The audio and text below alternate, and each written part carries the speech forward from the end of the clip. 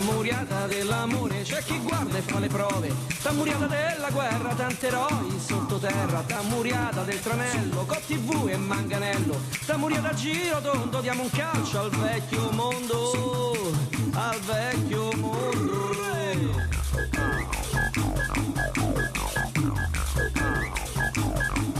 T'ammuriata a doppio petto, c'è chi uccide con rispetto. T'ammuriata col tritolo, il linguaggio è uno solo.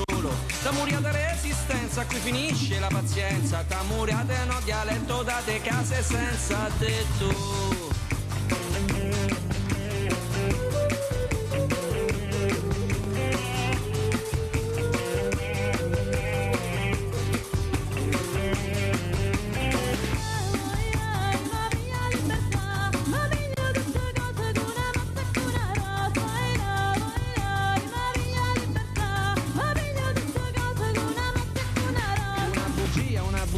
Ma non è una malattia, e viaggiando dentro i suoni, tre rumori ti ritrovi, camminando controsenso nello stile popolare. Appartiene alla mia gente, ad una donna che non si arrende e che non si arrende.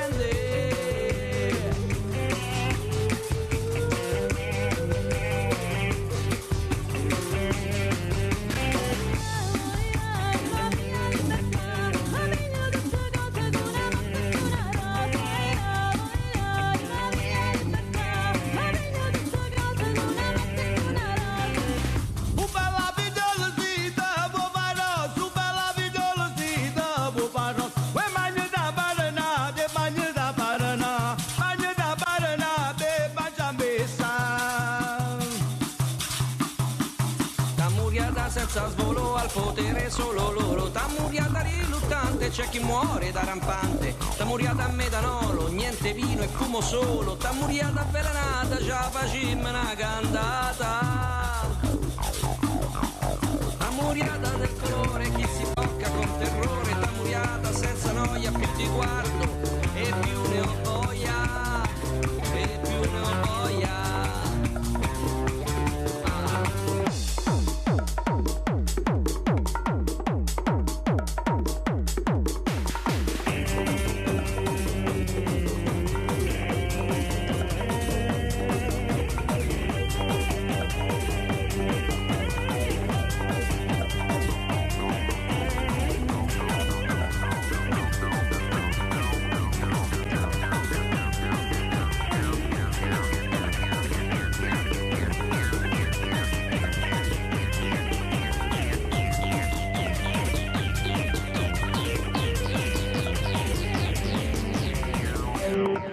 Una bugia, ma non è una malattia. E viaggiando dentro i suoni, tre rumori ti ritrovi, camminando controsenso nello stile popolare. Appartiene alla mia gente, ad una donna che non si arrende. T'ammuriata senza svolo, al potere solo loro. T'ammuriata riluttante, c'è chi muore da rampante. T'ammuriata a metanolo, niente vino e fumo solo. T'ammuriata senza svolo, al potere solo loro. T'ammuriata riluttante, c'è chi muore da rampante. T'ammuriata a metanolo, niente vino e fumo solo.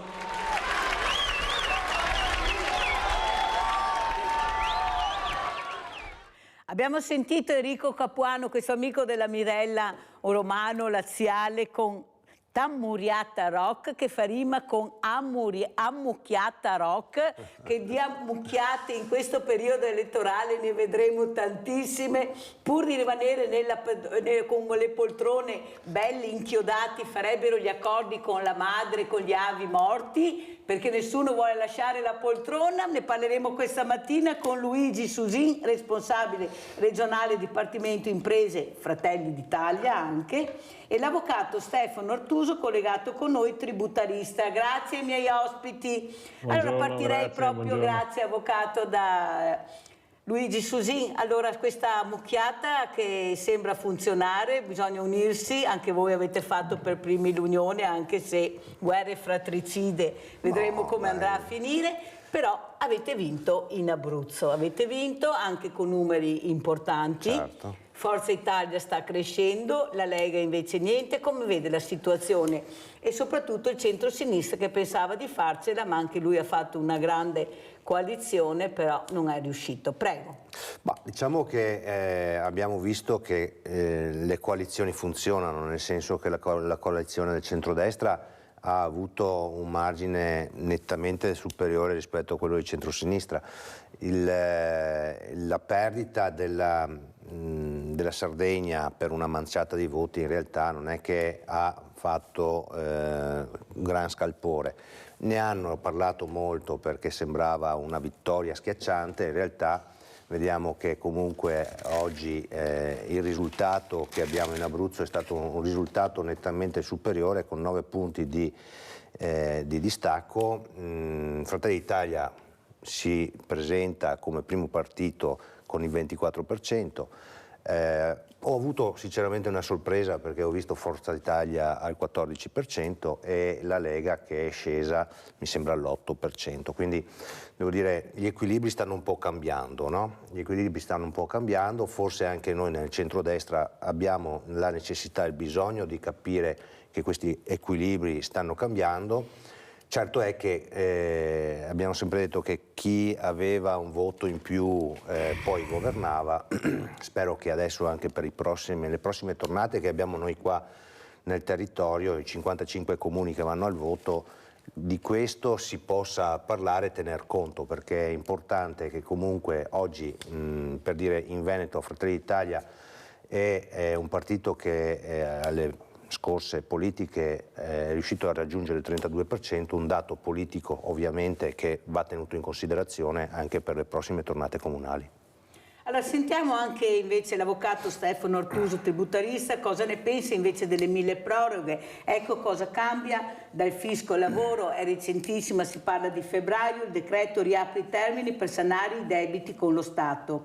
Comuni autorizzati a rinegoziare i mutui, sconti per under 30. Cosa ci racconta avvocato? Com'è la situazione di questo 1000 proroghe? Perché a casa dovete sapere, dovete essere informati, perché riguarda anche voi tutti. Non mi novo combatta, non capisco niente. Cercate di ascoltare bene anche quello che dirà l'avvocato Artuso, perché è importante sapere che poi andate a votare le persone che fanno queste cose o non le fanno. Perciò aprite le orecchie, sveglia Veneti, prego avvocato.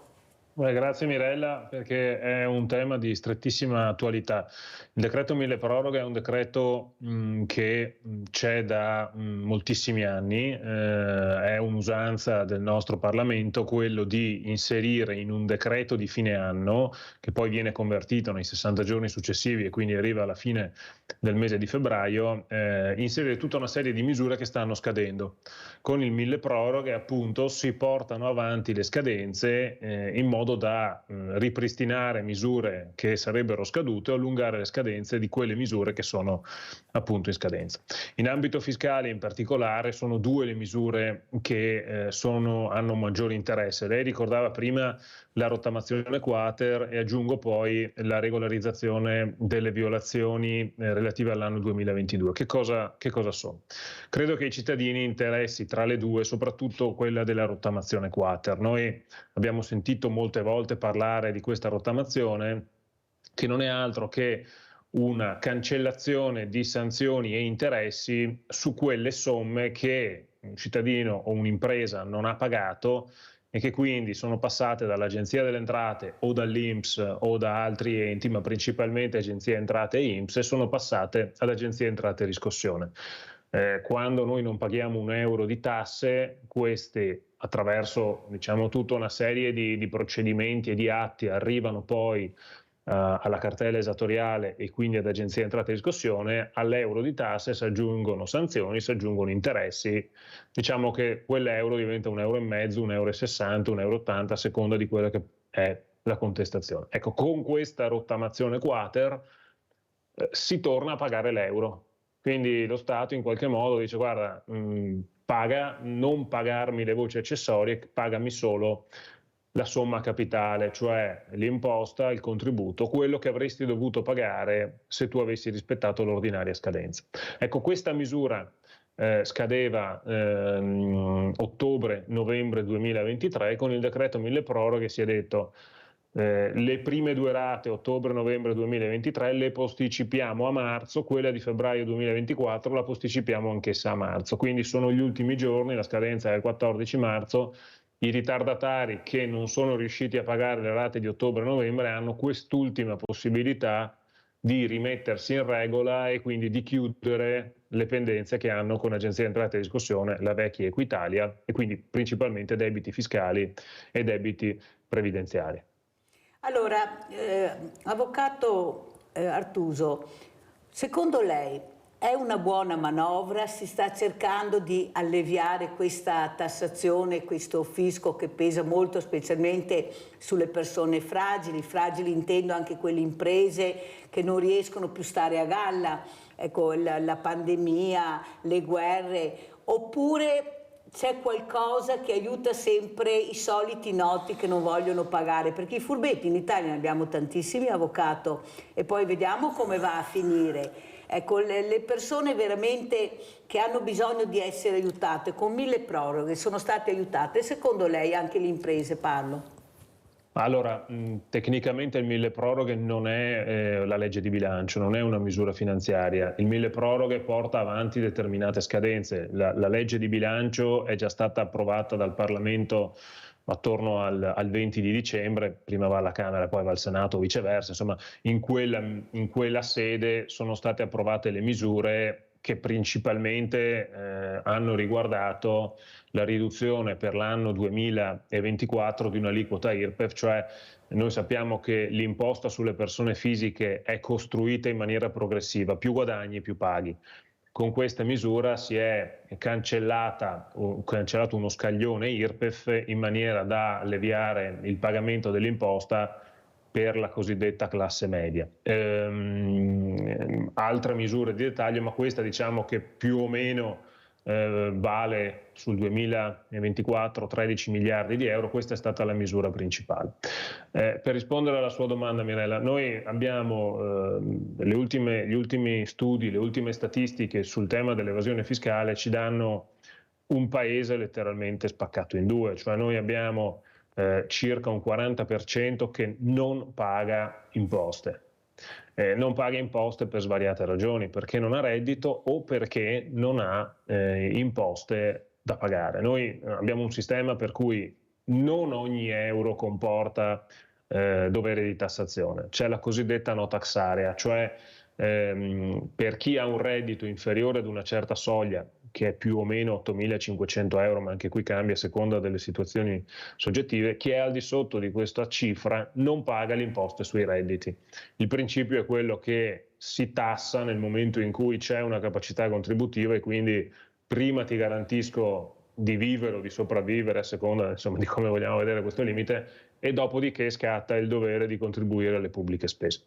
Quindi noi abbiamo, diciamo, una fetta grossa della popolazione che rientra in questo scenario. E qui io non mi addentro sui numeri, ma c'è chi dice è lì un'evasione da colpire, perché i famosi nullatenenti o gli sconosciuti al fisco, anche loro rientrano in questa fascia. Tipo gli e c'è chi dice avvocato, che abbiamo sentito in questi giorni. Se vuole poi approfondiamo, è un tema di stretta attualità ed è un altro tema.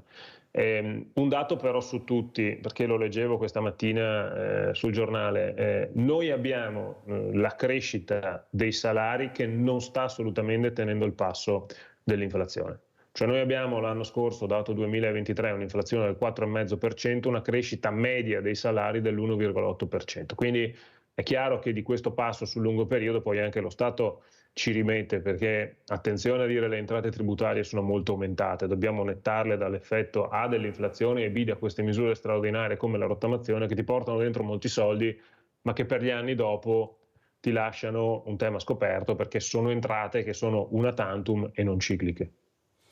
Allora, Susin, come commenta? Lei è anche imprenditore, fa parte di un partito che ha il governo, Fratelli d'Italia, prego, sì. Come commenta le parole dell'avvocato Artuso? Ho ascoltato con attenzione l'avvocato, volevo soltanto, ma dopo l'avvocato mi corregge se sbaglio, mi sembra che la rottamazione sia fatta per importi non superiori ai 1.000 euro.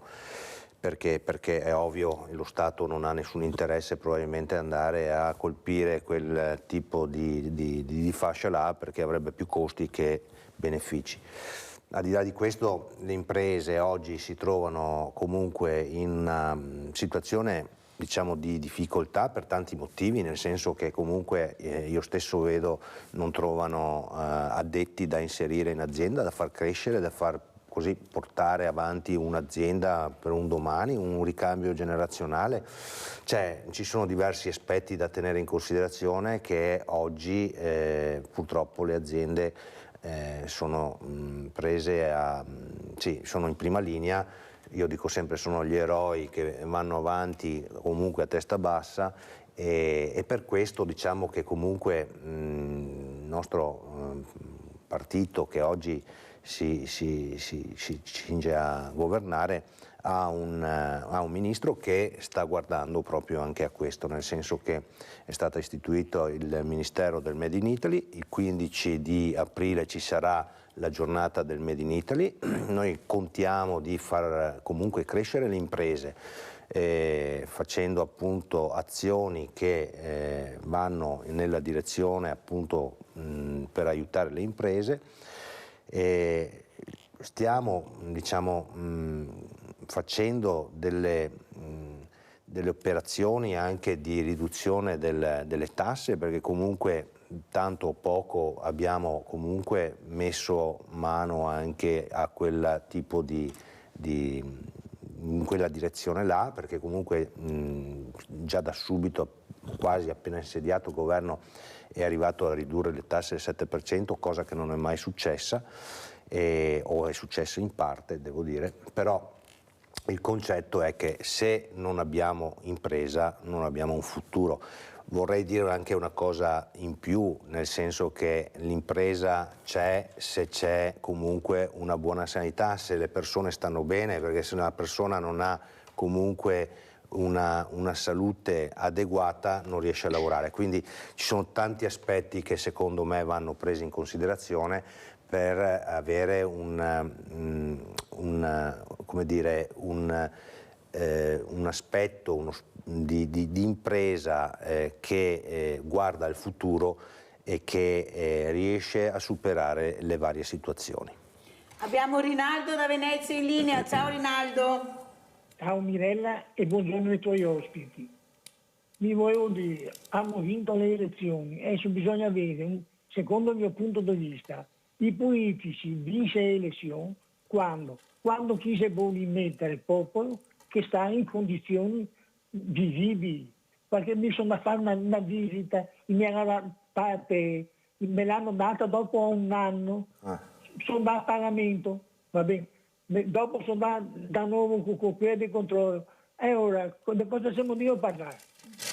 Perché il governo possa governare e che tutti siano contenti, non interessa il coso politico, ma chi abbia una coalizione deve mandare avanti la gente, chi che ha bisogno, perché non è vero che stiamo bene in Italia, perché le case di riposo, ti paga 3.000 euro, 2.000 euro, 4.000 su una casa di riposo, per pare che uno che ha 800 euro di pensione possa andare a, se dovesse essere obbligato ad andare su una casa di pensione, e metti in croce anche i fiori che tocca dargli una mano. Siamo sempre là, Mirella, sta ben chi che è il skate. Adesso avanti tutto skate, non si vede niente, tutta sta roba, chi fa vedere, tutto. Ma cosa? Dire che vanno a fare un giro per i supermercati, in anonimo, chi va a vedere cosa che compra la gente, gli vende roba che non si sa da dove viene, qualcosa che è fatta. Quello è un problema. Un governo è bravo quando che il popolo sta bene, alzare un governo per alzata di mano sarebbe vero, vuol dire che se lo merita, che c'è tanti bravi politici, va bene, ma non vedo i fiori giovani che si attaccano alla politica, perché i giovani non hanno un avvenire, non gli dà niente, non gli puoi fare fiori perché si sposa in due e ora uno solo, il mondo ha fame, perché non gli dà case, non gli dà avvenire. Quello è un problema da risolvere. Cosa mi interessa il ponte di Messina? Tenta e regione casca tutte, perché trovo una regione qua in Italia che non abbia frane, che non abbia strade rotte. Cosa abbiamo vinto? Abbiamo vinto sì, ma siamo come prima. Per vincere bisogna mettere al posto i bisogni della povera gente. Ciao Mirella e buongiorno ai tuoi ospiti. Grazie Rinaldo. Allora continuiamo, mutui prima casa, visto che abbiamo parlato di giovani anche con Rinaldo. Estese le agevolazioni agli under 36 per l'acquisto della prima casa. I giovani mantengono le esenzioni da imposte di registro, ipotecarie e catastali, il credito d'imposta IVA e l'imposta sostitutiva per i mutui. Artuso, a lei come commentiamo? Allora, è una buona proroga per i giovani, per chi vuole mettere su famiglia, per chi vuole prendere casa? Allora, sicuramente tutte le misure che servono per rilanciare i consumi dei giovani, purtroppo dobbiamo parlare, io ne ho 37 di anni, queste misure vanno fino agli under 36, consideriamo ancora giovani e questo, guardate che è un problema perché in altri stati i giovani li considerano fino a 25-28 anni, noi alziamo la soglia proprio perché, come diceva ma noi Rinaldo, siamo sempre diversi, avvocato, siamo uguali. C'è un tema generazionale, ma c'è un tema generazionale importante però, c'è un tema generazionale importante e lo vediamo in ogni scenario, la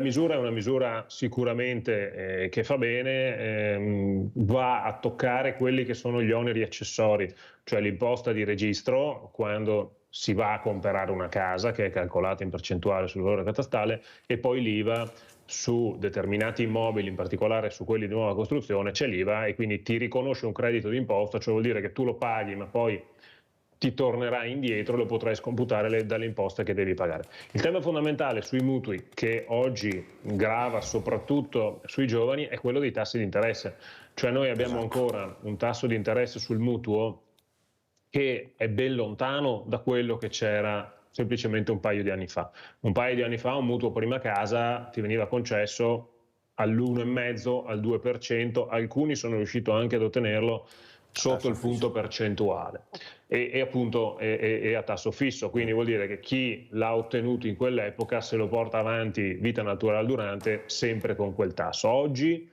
il tasso mi dicono essere attorno al 4,5-4,8%, e capite bene che se io ho 100.000 euro di mutuo il primo anno pago 4.800 euro di interessi, il che significa che spalmato sui 12 mesi ho più o meno 320-330 euro al mese solo di interessi. Questo è un tema fondamentale su cui si sta ancora aspettando che i tassi di interesse si abbassino.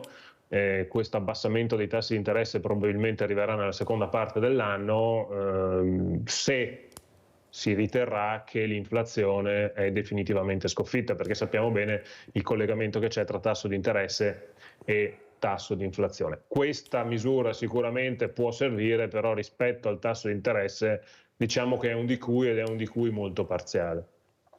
Susi, come commenta le parole sia di Rinaldo che quello che ha detto l'avvocato Artuso?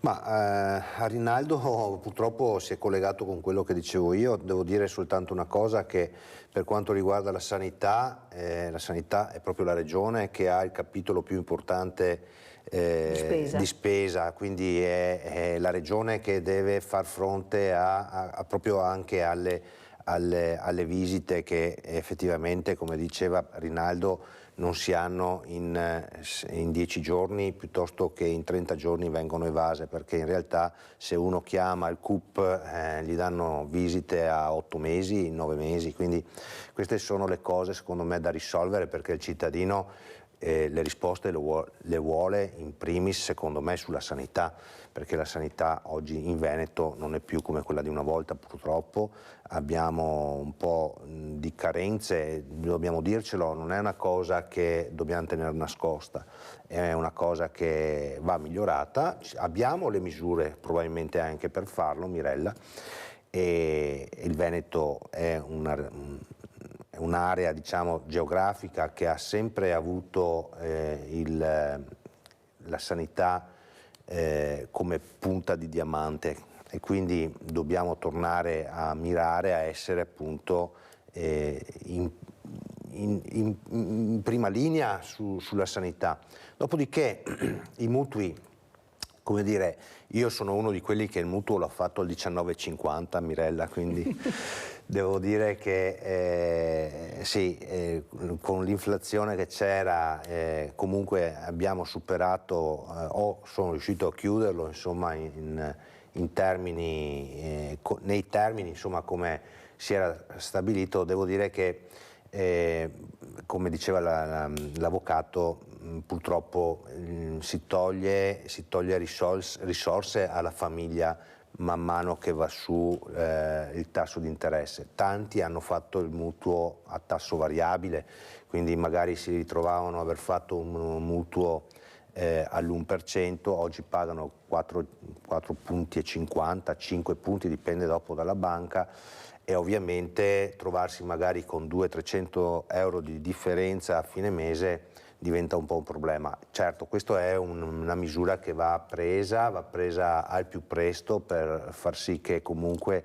le famiglie abbiano comunque le risorse per andare avanti e non svuotarle, perché comunque abbiamo, come diceva appunto anche Rinaldo, la spesa, che se si va a fare la spesa abbiamo comunque un costo che supera ovviamente quello che avevamo prima, e allora la spesa, il gasolio, carburanti vari e tassi di interesse, oggi ci ritroviamo la famiglia media che ovviamente non riesce più a far figli perché dice non riesco ad andare avanti. Allora queste sono misure da prendere in campo subito e fare in modo che comunque il cittadino abbia il sentore di avere un governo che va in quella direzione. Allora andiamo a sentire anche cosa dice il presidente Bordignon, che di famiglie se ne intende, proprio tasse e famiglie, poi commentiamo.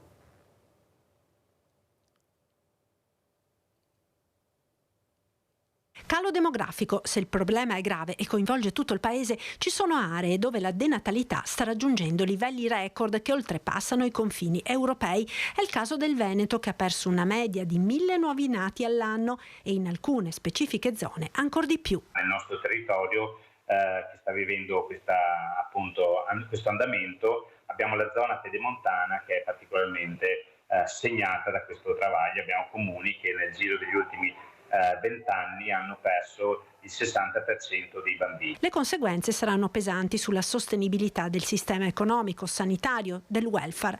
Al vaglio del governo misure per contrastare la denatalità. Si parla di riduzione delle tasse per le famiglie con figli e di incremento delle detrazioni. Per ora solo delle voci di corridoio che avranno bisogno di avere una maggior formalizzazione e soprattutto un riferimento alla loro sostenibilità paiono essere interessanti. Intanto, ad un anno dall'entrata in vigore dell'assegno unico, il Forum per le famiglie propone di aumentarlo. È uno strumento che deve essere potenziato nelle misure, deve essere portato a nostro parere vicino ai modelli tedeschi e francesi, anzi oltre i 200 euro a figlio, con una misura che non sia collegata ai livelli di ISEE. La questione è molto complessa, continua Bordignon, l'aspetto economico non è certo l'unico sul quale bisogna intervenire. Indubbiamente un fisco a misura di famiglia ce lo chiede la Costituzione e ancora oggi non c'è, quindi abbiamo un fisco che aspetta nella versione orientata ai cittadini e alle famiglie una maggiore equità verso le famiglie, e poi trovare una premialità per incidere sulla natalità può essere una via giusta, soprattutto se si lavora dal secondo figlio in poi, che è quello che ci permette di raggiungere il tasso di sostituzione. Sentiamo come commenta l'avvocato Stefano Artuso. Prego, avvocato. Ma intanto io credo che sul tema della natalità o denatalità non incida soltanto l'aspetto economico.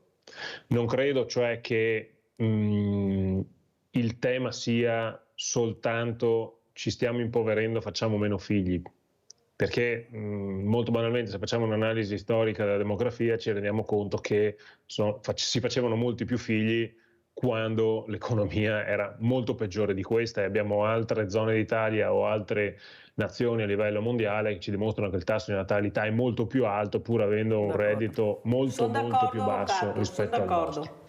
Io non credo francamente che la leva fiscale in questo modello possa quindi rivestire una scelta determinante per due motivi. Primo, perché dovresti dare tanti soldi.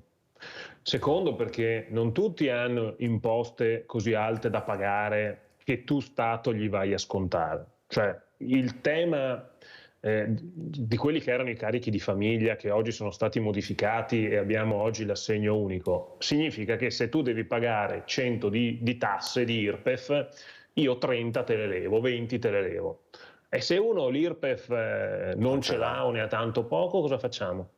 Allora, io francamente ritengo che il tema delle strutture vinca sul tema delle imposte, cioè avere un sistema di asili nido che funziona, avere un sistema di scuole materne che funziona e che copre tutto l'arco della giornata. Abbiamo un modello di famiglia che è un modello di famiglia per cui entrambi i genitori lavorano e quindi hanno bisogno di più tempo per poter appunto adempiere al loro lavoro.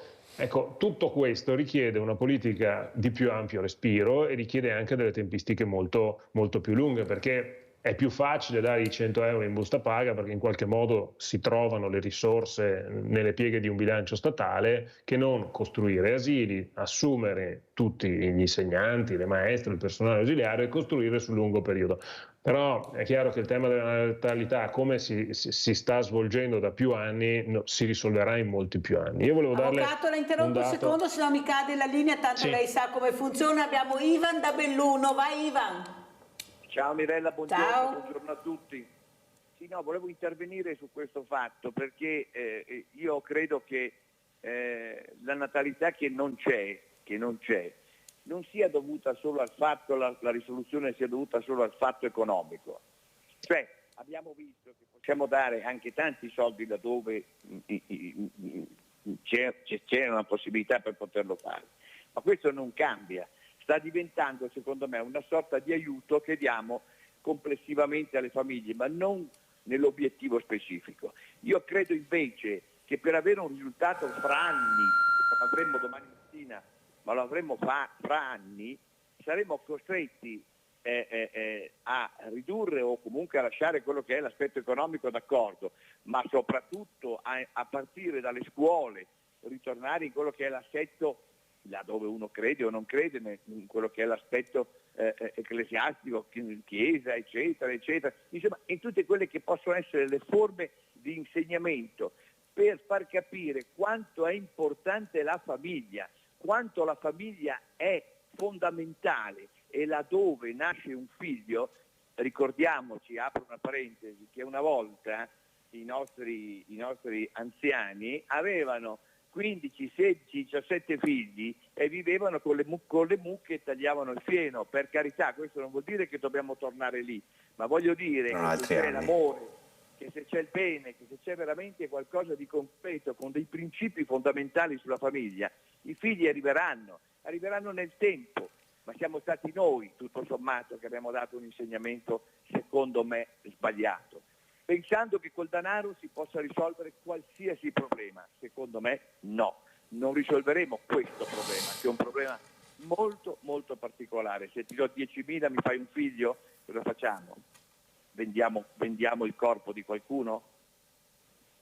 Ciao, grazie Ivan, abbiamo sentito le riflessioni di Ivan da Belluno. Allora facciamo terminare l'avvocato Artuso, poi sentiamo come commenta Luigi Susin. Prego avvocato. Io Mirella volevo dare solo un dato. Noi anche nelle volte scorse che mi ha ospitato in trasmissione abbiamo guardato i numeri del PNRR. Mi sono andato a guardare la regione del Veneto, quante risorse ha otterrà, insomma, nel complesso del progetto, di quante risorse potrà disporre. Stiamo parlando di 16,8 miliardi di euro. Di questi 16,8 miliardi di euro al tema della inclusione sociale vanno 640 milioni su 17 miliardi. Al tema invece delle infrastrutture ne vanno 9,5 di miliardi. Questo è chiaro che ci fa capire come il tema delle infrastrutture, che se andiamo a vedere i sottoprogetti significa principalmente tratte ferroviarie, cioè l'alta velocità che collegherà Venezia a Milano, piuttosto che la ferrovia dall'aeroporto di Tessera fino a Venezia, queste infrastrutture sono sicuramente infrastrutture che fanno bene al paese, fanno bene alla produzione, però il tema dell'inclusione sociale non è un tema che fa meno bene, perché quando noi abbiamo una popolazione che arranca, lo diceva la telefonata mi pare di Rinaldo, sulle spese, sull'inflazione eccetera, ricordiamoci che è una popolazione che da un punto di vista economico consuma molto poco e quindi non sostiene il consumo interno, che è la prima fonte di ricchezza per un paese. E su questo, sul tema poi appunto del calo demografico della natalità, va fatta anche una riflessione sull'età. Prima dicevo il mutuo prima casa fino a 36 anni, ma perché quella è l'età media in cui oggi i giovani fanno famiglia. Quanti figli volete che facciano partendo da 36-37 anni? Molto Ma chiaro, se il mondo- avvocato. Abbiamo se il mondo Livio del da lavoro Padova, non li vai attrae Livio. prima?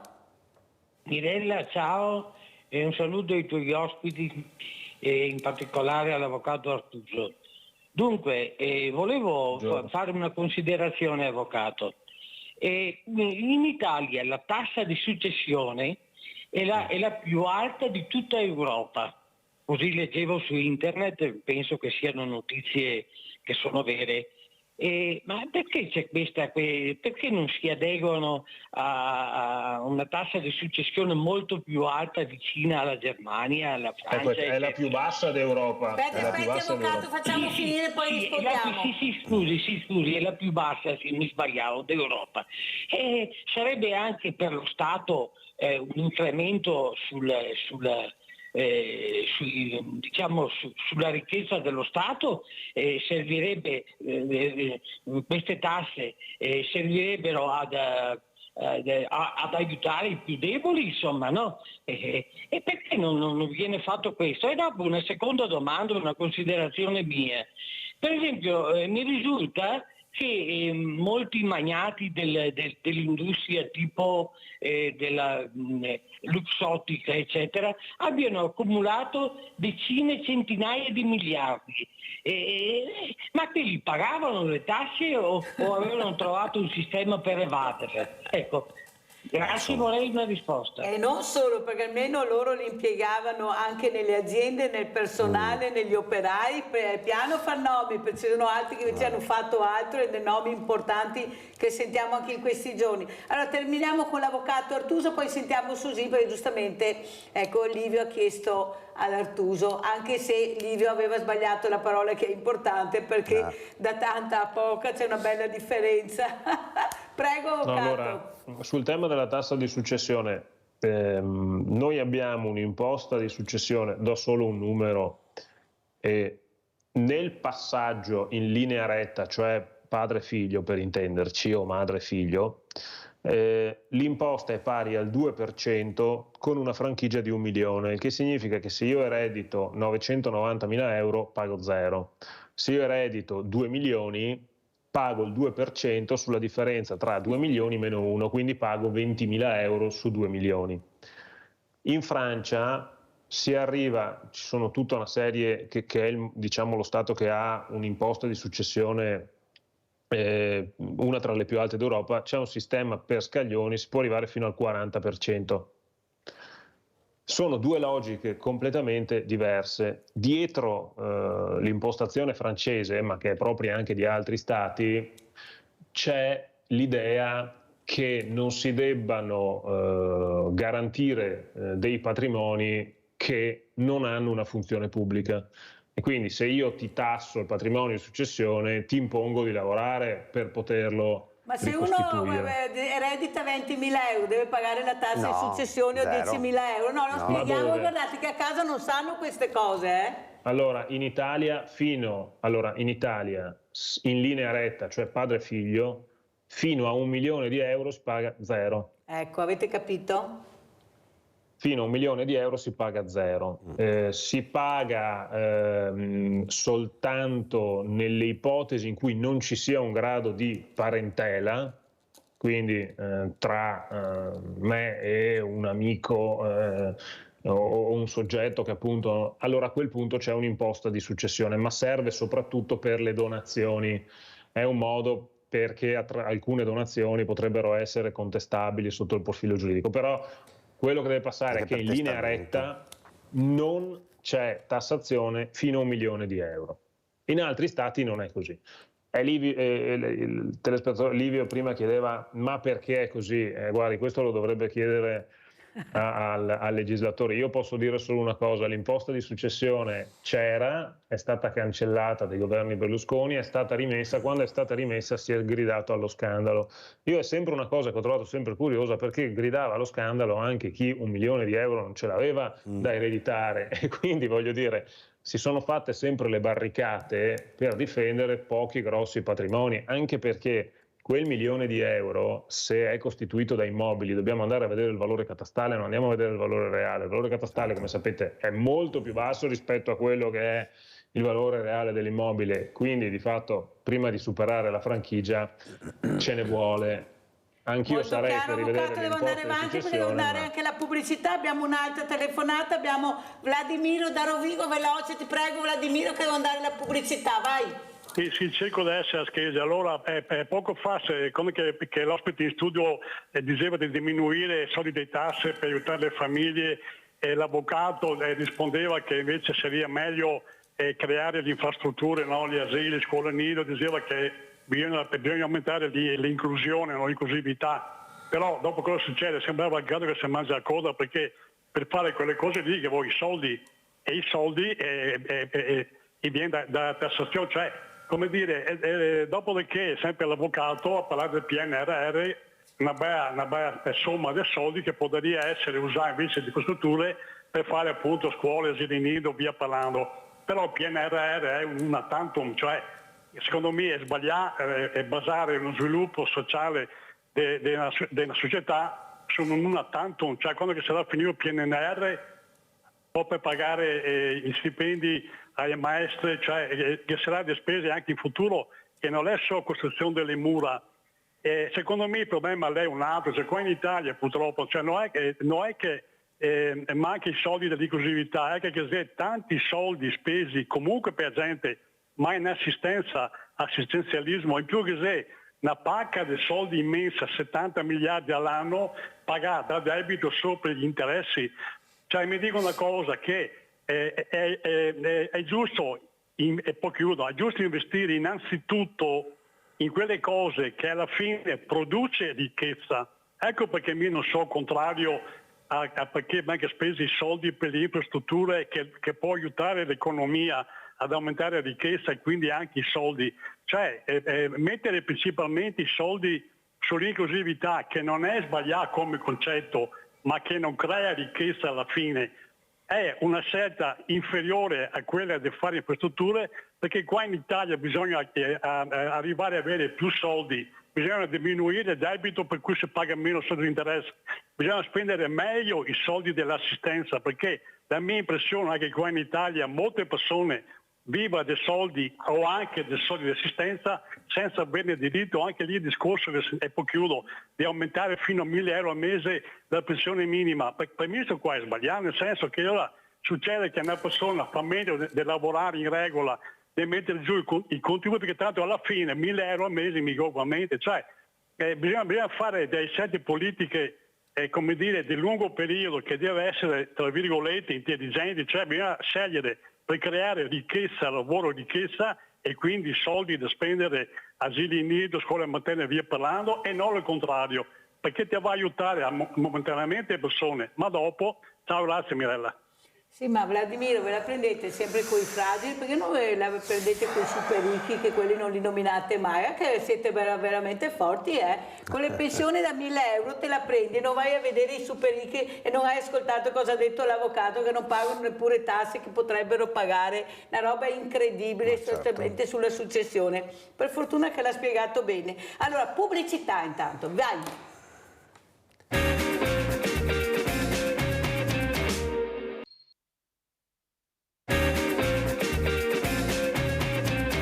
Siamo con Luigi Susin, responsabile regionale Dipartimento Imprese Fratelli d'Italia, e l'avvocato Stefano Ortuso, tributarista. Allora Susin, come commentiamo quello che abbiamo sentito anche dal nostro Vladimiro, che non se la prende con i super ricchi o magari le multinazionali, ma con quei che vogliono 1.000 euro, che anche con 1.000 euro non riescono a vivere, poveretti. Poveri. Ecco, prego Susin. Io Mirella posso dire a Vladimiro una cosa sola, che abbiamo un sacco di aziende, e lo dico come proprio responsabile regionale del Veneto di Fratelli d'Italia, che oggi pagano il 3%.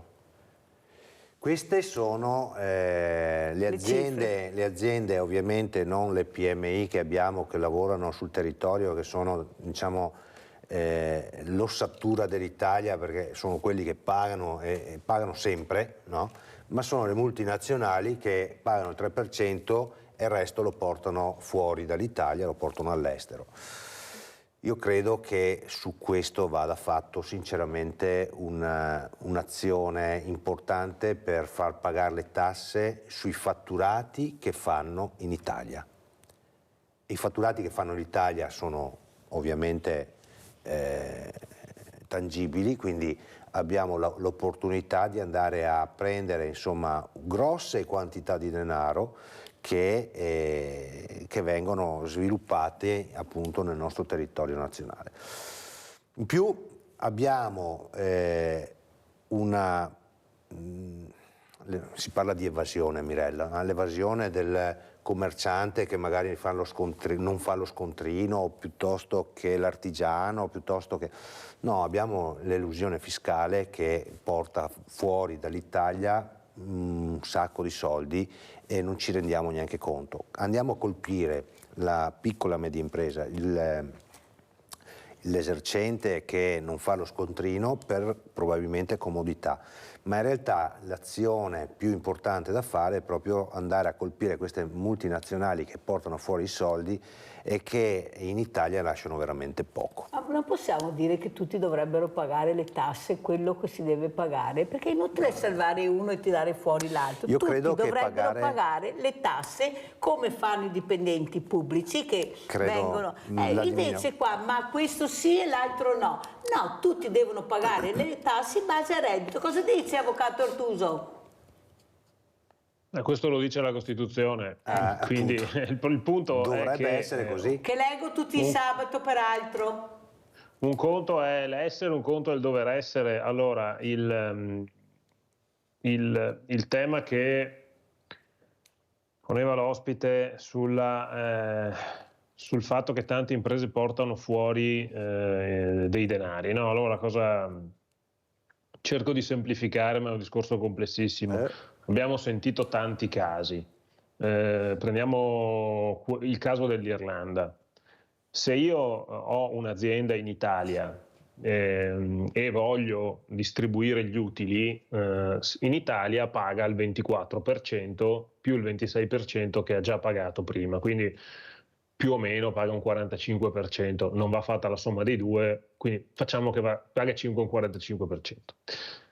Se io quegli utili li distribuisco attraverso una società che viene messa in Olanda e poi un'altra società che viene messa in Irlanda, quindi faccio una sorta di triangolazione, pago lo 0,3, 0,5. Questo perché? Perché nelle legislazioni dei vari stati, come avete visto, io non ho citato il Delaware, Panama o posti strani in giro per il mondo, ho citato posti che in un'ora e mezzo di aereo si raggiungono. Nelle legislazioni dei vari stati ci sono delle pieghe che alcuni sono molto bravi a sfruttare e quindi creano queste triangolazioni che in qualche modo consentono dei risparmi molto molto pesanti. Che possono anche, avvocato, mi scusi se intervengo, che possono anche sfruttare, perché l'artigiano, la piccola impresa non riesce a fare. No, ma diciamo, logicamente queste cose qui le fai se hai un determinato fatturato, perché mettere su una struttura di questo genere non è che costa poco, è una struttura molto costosa, con dei consulenti evidentemente molto costosi, molto complessi, eccetera. E questo va gestito a livello europeo. Molto si è fatto, si è introdotta la cosiddetta Global Minimum Tax, che è un modo per chiudere queste possibilità e dire: guarda, sfrutta pure la libertà di stabilimento, la libertà di mercato, però un po' di tasse le devi pagare. E quindi da questo punto di vista si stanno parlando i singoli stati, perché poi non è solo un problema dell'Italia, è un problema della Germania, è un problema della Francia, è un problema di tutti quei paesi che hanno una struttura produttiva. E poi arrivano questi piccoli stati che in qualche modo vivono dello 0,3, 0,5, 1%, ma capite che su milioni o miliardi di euro sono numeri importanti. Poi la cosiddetta piccola evasione, attenzione, perché in Italia l'imposta più evasa è l'IVA. e l'IVA è un'imposta sui consumi, quindi nel momento in cui non viene battuto lo scontrino, non c'è la fattura, qui è l'IVA che manca ai bilanci dello Stato e stiamo parlando di circa 80 miliardi all'anno. Quindi è un mix delle due cose, è un mix delle grandissime evasioni dove evidentemente servono anche delle conoscenze da parte degli uffici molto diciamo pregnanti all'interno del sistema e di stampo internazionale, quindi di dialogo con gli altri paesi. E poi serve anche una, diciamo, una collaborazione da parte dei cittadini. Certo è che finché l'IVA continua a crescere, perché siamo passati dal 19 al 22, è chiaro che la differenza tra lo scontrino lo faccio e lo scontrino non lo faccio. Io credo che il superbonus, su cui molto possiamo dire, abbia avuto sicuramente un vantaggio, cioè ha portato ad azzerare il nero nel settore delle costruzioni. Perché nel momento in cui avevi bisogno della fattura per portarti il costo in detrazione, a quel punto la fattura te la facevi fare. E il sistema delle detrazioni nel settore immobiliare, che oggi ti torna indietro il 55, il 60, il 65 seconda, questo sicuramente scoraggia dal non farsi fare la fattura. Guardate che il 64% del superbonus è tornato dietro in imposte, cioè in imposte sui redditi o IVA. Poi lasciamo stare tutti gli altri disastri, però quantomeno un dato ce l'ha dato e ci consente di dire che è più conveniente, se quella fattura te la puoi scaricare, richiederla, piuttosto che lasciarlo, diciamo, alla buona volontà del cittadino, del commerciante o dell'artigiano. Allora apriamo anche con gli influencer, visto che lei ha detto parliamo anche di questi, perché veramente sono cifre da capogiro che abbiamo sentito. Ma si sono accorti adesso, avvocato, prima no? Ma ieri guardavo una trasmissione, ne parlavano su una rete nazionale degli influencer e chiedevano ad un influencer: ma voi fate nero? Sti ragazzetti, perché alla fine sono veramente giovani, dicevano: no, io non faccio nero, i miei consulenti dicono facciamo fattura e mettiamo le fatture. Guardate che il nero non è più il nero di 50 anni fa, cioè si paga con la mazzetta. Il non pagare le tasse passa attraverso strutture molto articolate. Cioè, quando io ho un profilo social, perché questi guadagnano mettendo immagini, video su internet, su Facebook, su Instagram, su queste piattaforme. Ma se io ho si chiama account, quindi un profilo Facebook, ma dov'è la sede? Cioè, se io lo vado a mettere in Irlanda, riprendendo l'esempio di prima, o se lo vado a mettere in Inghilterra attraverso una società inglese, dov'è che vado a tassarla? Perché guardate che non è tanto un tema di non pagano tasse, loro le tasse le pagano, il problema è che se le paghi al 2% in Irlanda o al 3% in Inghilterra, allora non è tanto un tema di non pagano le tasse, il punto è che aggirano la legislazione italiana. Allora, se sei un fiscalmente residente in Italia, vuol dire che per lo Stato italiano devi pagare le tasse qui in Italia, tu le devi pagare su tutti i tuoi redditi, quindi se anche vai a fare un video in America o in Germania, le tasse le paghi qui. Allora, il punto è che anche in questi scenari capite che tassare un influencer è ben difficile, perché vorrebbe dire che, e già lo stanno facendo, la Guardia di Finanza da questo punto di vista sta facendo un lavoro veramente, veramente approfondito. Cosa fanno? Vanno a vedere i profili Instagram, quindi fanno un lavoro che è quasi, diciamo, di cronaca rosa, vanno a vedere i profili Instagram, vanno a vedere i consumi. Tante volte questi ragazzi dicono: io ho noleggiato un aereo, ho noleggiato una barca, ho noleggiato una macchina, ho speso 10.000 euro in un giorno. Bene, quanto mi hai dichiarato quell'anno? Perché se quell'anno mi hai dichiarato 12.000 euro e dici di averne spese 10 in un giorno, ma come fai a stare in piedi? Però capite che è un lavoro estremamente investigativo e dove i particolari contano molto, perché dire quanto guadagna quell'anno è, diciamo, la somma di tutte le spese. Vuol dire che sbagliano per difetto, non credo sbaglieranno per eccesso. Senta, avvocato, l'ultima cosa, poi sentiamo anche Susin. Ecco, promuove questo governo come partito, ecco, secondo lei sta facendo bene, potrebbe fare di più, ma è appena partito. Lei cosa dice, come commenta, visto che ha detto i lavori e soprattutto sa leggere i numeri? Ma diciamo, io non do una valutazione politica, do soltanto una valutazione tecnica, perché dovessi dare la politica ho le mie idee, quindi non voglio, diciamo, mischiare i due piani.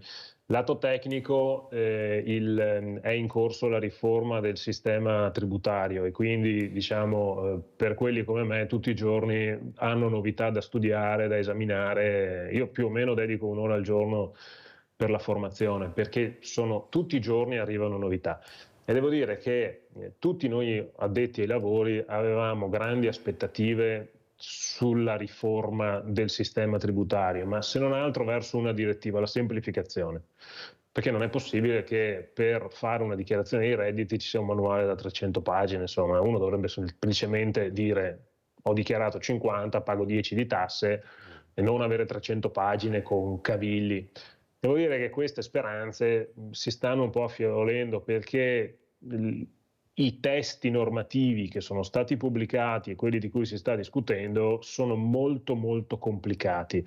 Cioè, facciamo difficoltà noi operatori a trovare una quadra, una logica di sistema, perché si era partiti da un testo base molto semplice e poi su questo si è complicato molto, e quindi da questo punto di vista il giudizio lo dobbiamo tenere sospeso, perché ad oggi i primi 3 testi che sono stati pubblicati diciamo che non raggiungerebbero la sufficienza, speriamo nei successivi. Grazie all'avvocato Artuso, l'avvocato Stefano Artuso, tributarista. Allora, Susi, oltre a essere politico è anche imprenditore, mi sembra che siamo là, sul filo del rasoio, tante imprese chiuse, ma la luce sul tunnel per quanto riguarda il lavoro, la burocrazia, le tasse, non è che l'avvocato Artuso sia tanto soddisfatto e ottimista. Dura la faccenda, invece di semplificare qui si complica ulteriormente, cosa che non va assolutamente bene, perché quando complichi vuol dire che devi nascondere qualcosa, non vuoi far pagare qualcosa o qualcuno. Prego.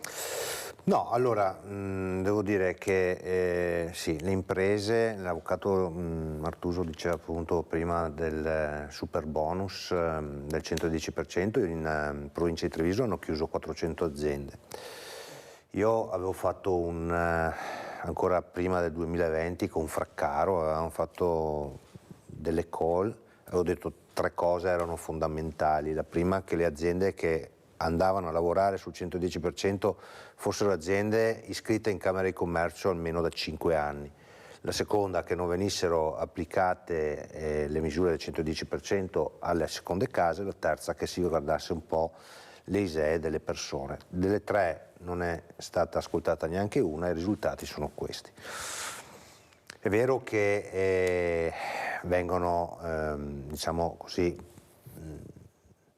ristornate, sottoimposte gli introiti del super bonus. È anche vero però che gli esercenti non hanno nessun interesse a non battere lo scontrino, perché alla fine l'IVA è un valore aggiunto, lo incasso e lo verso, quindi non è un problema.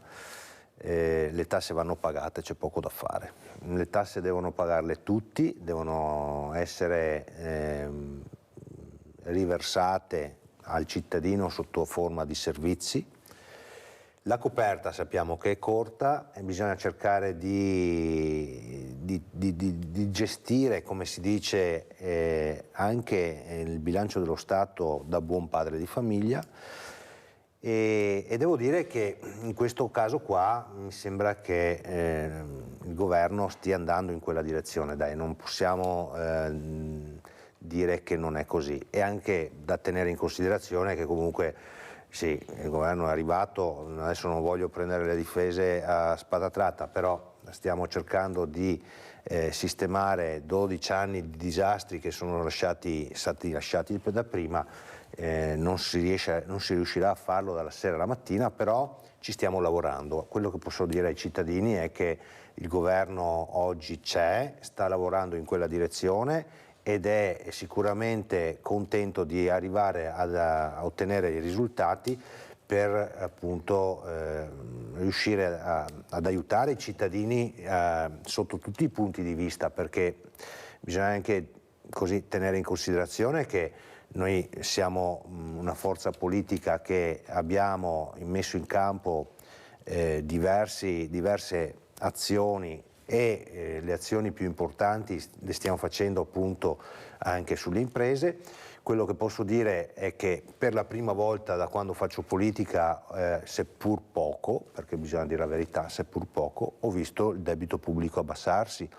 È un segnale da tenere in considerazione, perché io, ripeto, non ho mai sentito nessun governo abbassare il debito pubblico. Questo è quello che bisogna, secondo me, tenere in considerazione e guardare avanti con spirito di servizio e di voglia, insomma, di arrivare all'obiettivo, insomma, ecco. Avvocato Artuso, l'ultima domanda, ma gliela devo fare perché mi hanno chiesto di farla. Ho trovato una persona che mi ha chiesto di chiederle. Io sono un pensionato con 1.400 euro al mese. Ho trovato 50 euro di pensione in più questo mese e anche mia moglie, che grosso modo è pensione come mia. Ma ho sbagliato, hanno sbagliato, me li chiederanno indietro, cosa è successo? Perché non ho capito. Vuole spiegarlo perché la stanno ascoltando?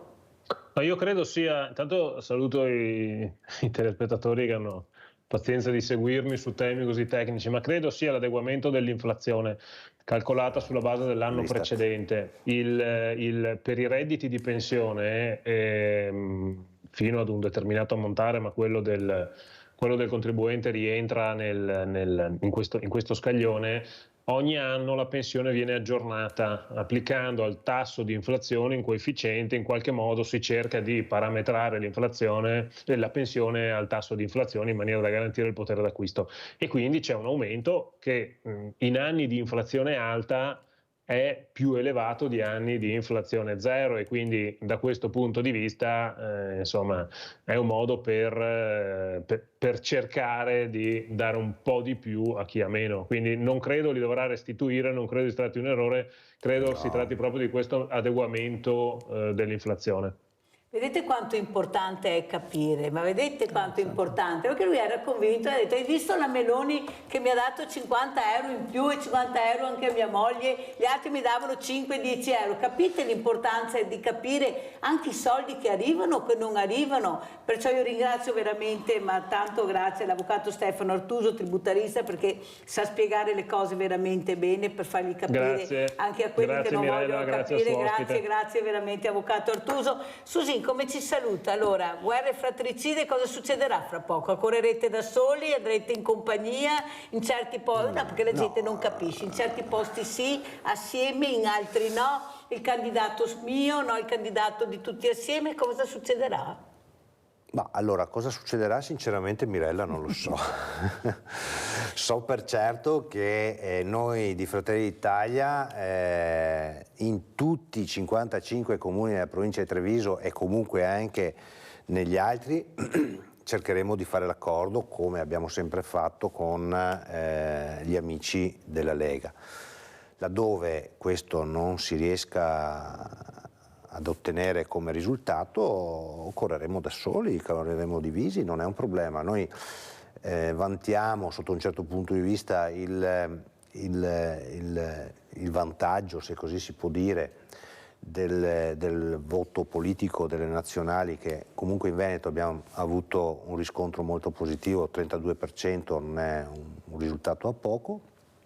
Sappiamo bene che comunque le comunali sono un'altra partita, però il dato è certo e va tenuto in considerazione.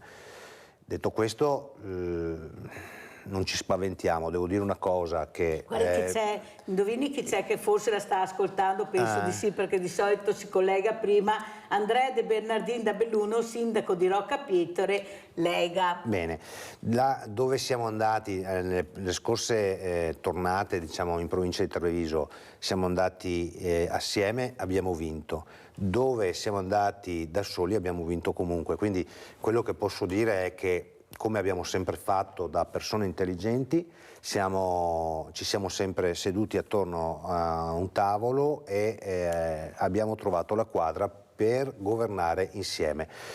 È un mantra che ci siamo sempre detti: chi prendeva un voto in più così decideva e governava. Noi ci siamo sempre adeguati. Oggi che il voto in più l'abbiamo preso noi, speriamo che la Lega e gli amici della Lega tengano conto anche di questi accordi che sono stati fatti nel tempo e che noi consideriamo validi anche oggi. Insomma. Grazie anche a Luigi Susin, responsabile regionale Dipartimento Imprese Fratelli d'Italia, sia stato con noi. Ancora grazie all'avvocato Stefano Ortuso, tributarista. Pubblicità.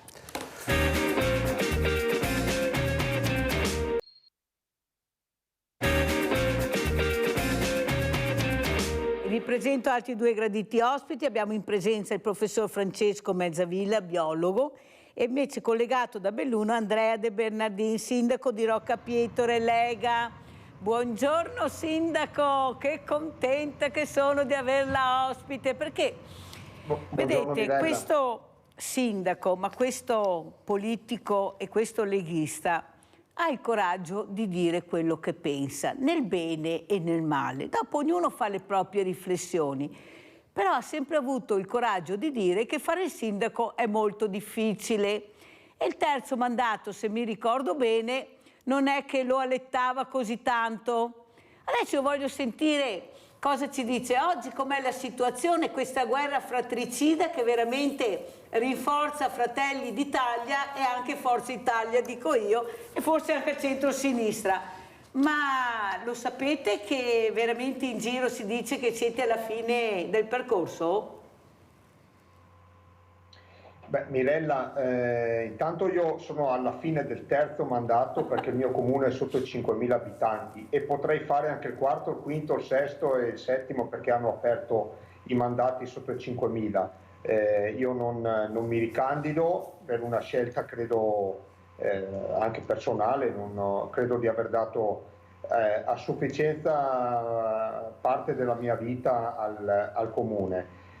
Quello che bisogna dire sulla Lega è che piaccia o non piaccia, la Lega è qua da 30 anni e la Liga Veneta è qui da 40 anni, dai tempi di Franco Rocchetta, di Marilena Marin, e poi c'è stato tutto un avvicendamento, però siamo sempre rimasti presenti nell'ambito politico, soprattutto regionale veneto.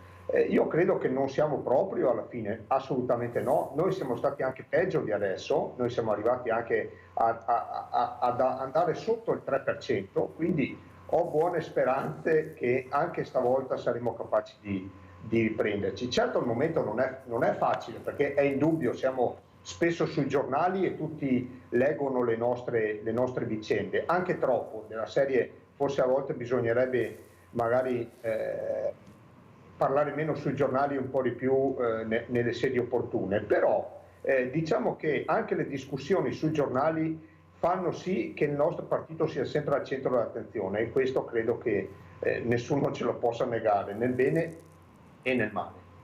Allora, io ho sentito le dichiarazioni di Stefani, che è il segretario, ha detto: noi siamo rispettosi con tutti, però abbiamo bisogno di rinnovamento, vogliamo gente nuova, figure nuove. Il mondo va avanti, ci deve essere un ricambio, grazie a tutti quelli che hanno dato, però ci vuole un ricambio. Pensa che abbia ragione? Ma allora, indubbiamente un partito che vuole andare avanti deve guardare ai giovani, deve guardare al futuro. Qui a Feltre l'altra sera c'è stata una cena dei giovani della Lega che sono venuti da tutto il Veneto e hanno abbastanza riempito la birreria a Pedavena per una festa, una cena, un ritrovo di giovani. Quello è indubbiamente il nostro futuro. Va anche detto però che il curriculum e l'esperienza e anche diciamo una sorta di aver passato vari momenti del partito in vari ruoli che quindi ti crea diciamo ti prepara anche a tante vicende che purtroppo il mondo sta vivendo. Io credo che sia importante, quindi esperienza ma anche i giovani che vengano avanti, quindi bisogna trovare una via di mezzo secondo me. Sono d'accordo anch'io De Bernardin su quello che ha detto, perché La politica dovrebbe essere fatta così se si vuole un rinnovamento. Hai dato, hai fatto bene, per carità, però è giusto dare parola anche agli altri. Ce ne sono tanti di bravi, io li sento, ma anche tanti giovani preparati o anche tante persone che non hanno avuto peso e che è giusto dare peso anche loro. Cosa ne pensa Mezzavilla? Lei ha fatto parte anche lei della politica, perciò non è che parlo con l'ultimo della classe di sicuro. Centrodestra, centrosinistra, via tutti i partitini che non servono a niente, è d'accordo, non è d'accordo, perché si mormora così basta, non ne possiamo più dell'1, 2, 3%, non si va da nessuna parte. Se il centro-sinistra fosse tutto unito non ci sarebbero problemi, invece il centrodestra si unisce. Prego Mezzavilla. Ma è un po' difficile dare una risposta, nel senso che ho fatto politica circa 30 anni fa, lo ricordavo proprio pochi minuti fa con la signora Mirella. È chiaro che esiste una situazione abbastanza particolare nel senso che c'è un po' una disinformazione, ma soprattutto una disaffezione. Visto che la maggior parte degli italiani, quel del 50%, non va più a votare, si fa anche fatica a pensare qual è la tendenza reale attuale della politica. Io mi occupo di temi ambientali, quindi un pochino meno di politica, però certamente vedo una deriva un po' strana in questi ultimi anni. Preciso subito, io non mi ritengo un elettore di destra e non ho nessun problema a dirlo, ecco. Però certamente dove ci sono delle capacità operative, dove esistono degli amministratori che operano bene, è chiaro che l'italiano si rivolge a questi, però molte volte viene, diciamo così, travisato o comunque indirizzato anche su realtà che sono completamente diverse. Insomma, molte volte si vota il partito senza pensare che dietro c'è il buono o anche il cattivo nel senso la persona impreparata, ecco. I giovani per me sono un interrogativo, un punto molto forte, nel senso che ci sono giovani impegnati e ci sono giovani che non hanno nessun contatto con la politica e quindi difficilmente sono incanalabili in un partito particolare da una parte o dall'altra, che poi magari penso anche una parte di questi probabilmente non vanno nemmeno a votare, ecco. E questa è un po' la realtà. Si fa anche fatica a dare un giudizio perché chiaramente le stime delle ultime elezioni, vediamo anche quello che sta succedendo negli ultimi mesi con le elezioni regionali, parlano abbastanza chiaro, c'è un momento di disaffezione particolare che porta a un minor legame con il territorio. Io chiaramente operando in campo ambientale vedo come la situazione sta spesso degenerando con realtà che 40 anni fa non erano minimamente ammissibili, ecco. Abbiamo Renato da Chioggia. Ciao Renato, ben arrivato. Grazie signora, questa trasmissione è come al solito, inutile che lo dica, dovreste avere risalto a livello nazionale. Grazie. Niente, apro la parentesi col discorso la gente non va più a votare, il signore a fianco a lei dice la sinistra e la destra, ma per noi veneti sinistra e destra sono la stessa cosa, cioè è un disastro solo per il Veneto, la sinistra e la destra per il Veneto è un disastro dal 1866, lo sanno tutti benissimo. Inutile che lo dicano, non vogliono darci l'autonomia, la portano alla lunga, chiediamo solo un'autonomia per essere più efficaci, che siamo già efficaci.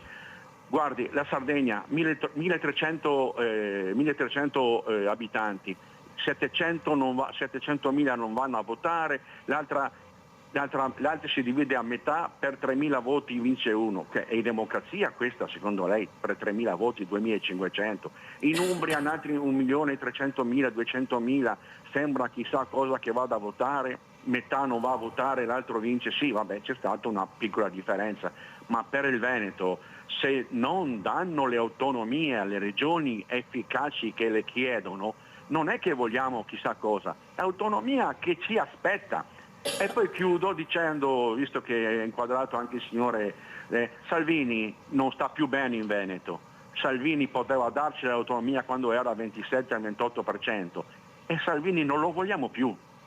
Salvini, piuttosto faccio meno di andare a votare. Signora, grazie, gentilissima, è sempre bene vederla. Grazie, buon lavoro. Grazie a Renato da Chioggia. Sindaco, a lei la risposta perché mi sembra che lo coinvolga direttamente. Ma allora va anche detto che quando una persona, io insomma l'ho vissuta, no? Quando una persona riesce ad essere trainante, a fare delle cose positive, tutti lo osannano. Anzi, c'è un elettorato volubile in una maniera incredibile. Io non commento questa facilità di passare da una sponda all'altra da un giorno all'altro, però è così. Abbiamo visto passare tanti politici che sono andati al 30%, al 40%, partiamo da Berlusconi, poi c'è stato Renzi, poi sono arrivati 5 Stelle, poi la Lega che è salita oltre il 30%. Adesso sono i Fratelli d'Italia che sono attorno al 26, 27, 28, 30% anche loro. Però l'elettorato è volubile. Quando uno comincia ad andare in crisi, tutti sono pronti a dargli le pedate nel sedere. Io credo che Salvini abbia fatto bene, abbia fatto male, abbia fatto delle cose buone, abbia fatto delle cose cattive, ma se ci guardiamo attorno negli altri partiti non è che la situazione sia molto diversa. Riguardo all'autonomia, quel signore sfonda una porta aperta della serie. Io sono nella Lega dal 93, tesserato, ero un ragazzo, non lo sono più, sono un uomo maturo adesso, però sono ancora qua e credo ancora che questo sia il partito che maggiormente più degli altri crede nell'autonomia. Senta, Sindaco De Bernardin, però lei, come ho sempre detto, e sapete che non ho peli sulla lingua, lei è una persona per bene, ma un segretario sindaco si porrà la domanda: ma come mai dal 36, 37, quasi 40 che avevo, sto scendendo così? Cioè, come faccio a perdere tutti questi voti? Cosa è successo? Possibile che uno si ponga la domanda e faccia prevenzione prima? Dov'è che sbaglio? Qual è il messaggio che non riesco a dare? Perché era impensabile che Fratelli d'Italia, abbiamo sentito prima, il 32% qua nel Veneto. Cioè qualcuno dovrà porsi la domanda, ma non porsela quando ormai i tori sono scappati. Dov'è che ho sbagliato? Qual è il messaggio che non sono riuscita a dare? Il messaggio è semplicissimo, lo stiamo vedendo 2332 giorni dopo un referendum fatto per l'autonomia, dove i veneti sono andati a votare in massa e abbiamo visto. Cioè, ci sarà qualcuno che si pone questo problema? Giustamente lei dice, perché eravate abituati che i panni li lavavate sempre in casa, si sapeva quasi niente, bocche cucite, ma alla fine qualcuno è esploso, i congressi, non si fanno i congressi, non ci ascoltano, nessuno li ha mai visti. Ecco, che riflessione si è fatto lei? Che giustamente lei dice... avete sentito la coerenza, non mi ricandido più, non ho fatto 3 mandati, basta, quello che ho dato, lascio il posto ad altri. Forse qualcuno dovrebbe anche riflettere di lasciare il posto ad altri, visto che quella poltrona non ha prodotto quello che si sperava, perché giustamente hanno anche ricevuto tanto su quelle poltrone, lasciamo anche qualcos'altro. Cosa dice Sindaco? Ma io da un anno e mezzo a questa parte ho anche un ruolo politico che è quello di segretario provinciale della Lega in provincia di Belluno. Io sono stato uno di quelli che usciva sui giornali anche criticamente prima dei congressi. Io, Alberto Stefani lo sa molto bene, non sono stato un suo strenuo sostenitore prima del congresso.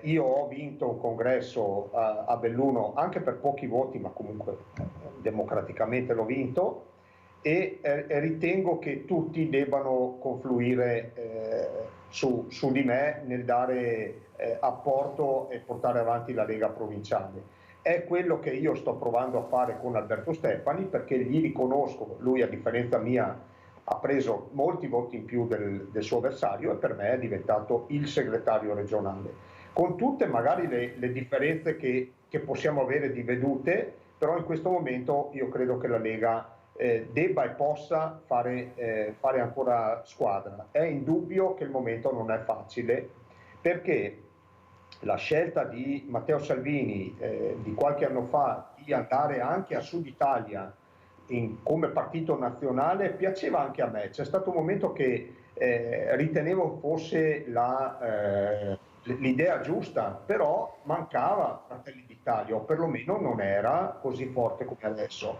Adesso mi sembra che quello spazio sia stato occupato da Fratelli d'Italia e si possa fare una riflessione se vale ancora la pena davvero puntare ad essere una cosa molto simile a Fratelli d'Italia, dove però in questo momento Fratelli d'Italia corre di più, oppure se sia il caso di valutare di ritornare un pochino ad essere più territoriali. Molto chiaro e la ringrazio, Sindaco De Bernardini. Mezzavilla, una domanda molto importante. Io in queste settimane, ma in questi mesi, De Bernardino sa, ho parlato molto di ambiente, ho parlato molto di montagna, ho parlato molto della pista da bob, ho parlato molto soprattutto del rispetto che dovrebbero avere gli amministratori per le quote verdi, di inserire le quote verdi nelle giunte, perché ci sono persone competenti, brave. Non si può fare tutto l'erba un fascio di dire che gli ambientalisti sanno solo dire di no e basta. Se dicono di no forse è anche per il nostro bene, ma ci sono gli estremisti. Beh, gli estremisti ci sono dappertutto, abbiamo sentito anche con De Bernardini, anche in politica, che gli estremisti o tutti da una parte o tutto dall'altra. Ecco, l'importanza che ci sarebbe ad avere queste quote verdi all'interno delle amministrazioni, ma perché io invito gli ospiti e a casa vedo che li sentono, li rispettano, perché parlano bene, sanno di cosa parlano, sanno le fragilità del territorio, anche come intervenire. Prego Mezzavilla, perché siete così poco ascoltati?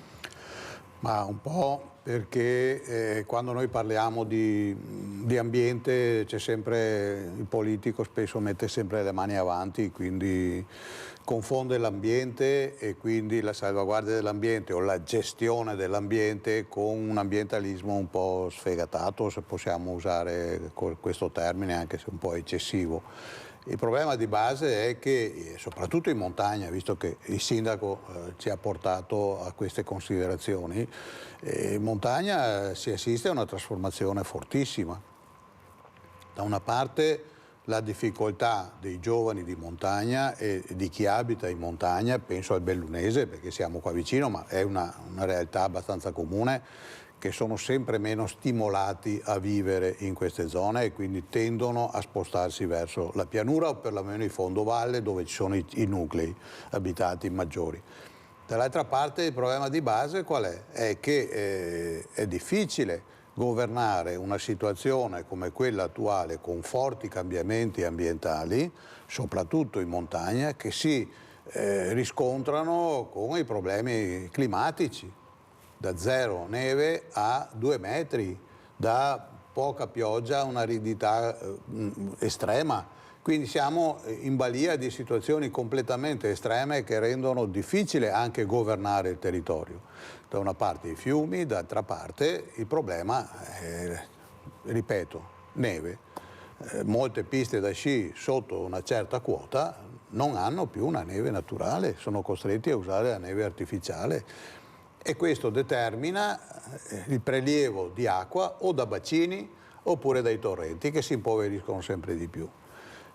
Io faccio parte della CITAM, la Commissione Tutela Ambiente Montano del CAI, Veneto e Friuli, e quindi questi argomenti li prendiamo in esame quasi tutti i giorni. È una situazione veramente drammatica. Se il CAI si pone in maniera così critica nei riguardi di queste realtà è perché vede come cambiano le cose, vede cosa sta succedendo in queste aree. Purtroppo, poi tra l'altro i fenomeni estremi, ma penso il sindaco l'ha vissuto in prima persona, tempesta Vaia e tutto il resto, ha certamente sconvolto un territorio che era già al limite di una condotta normale. Ed è logico che la montagna, da una parte, non dobbiamo pensare esclusivamente a una tutela tout court, ma a una gestione che sia compatibile con questa realtà.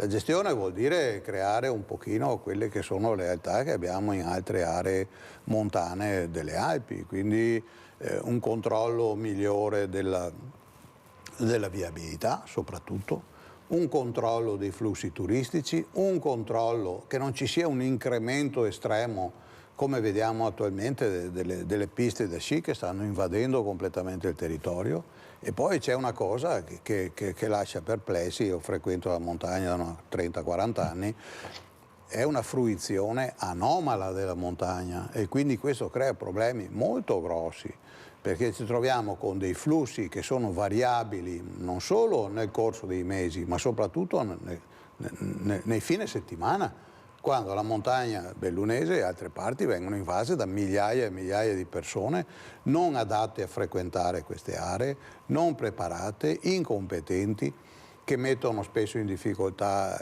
le squadre del soccorso alpino, che sono realtà anche queste che vanno prese in considerazione. Quindi, per carità, io ho fatto una disamina abbastanza complessiva, però i problemi ci sono. I giovani, abbiamo anche in questo caso due situazioni completamente diverse, secondo me.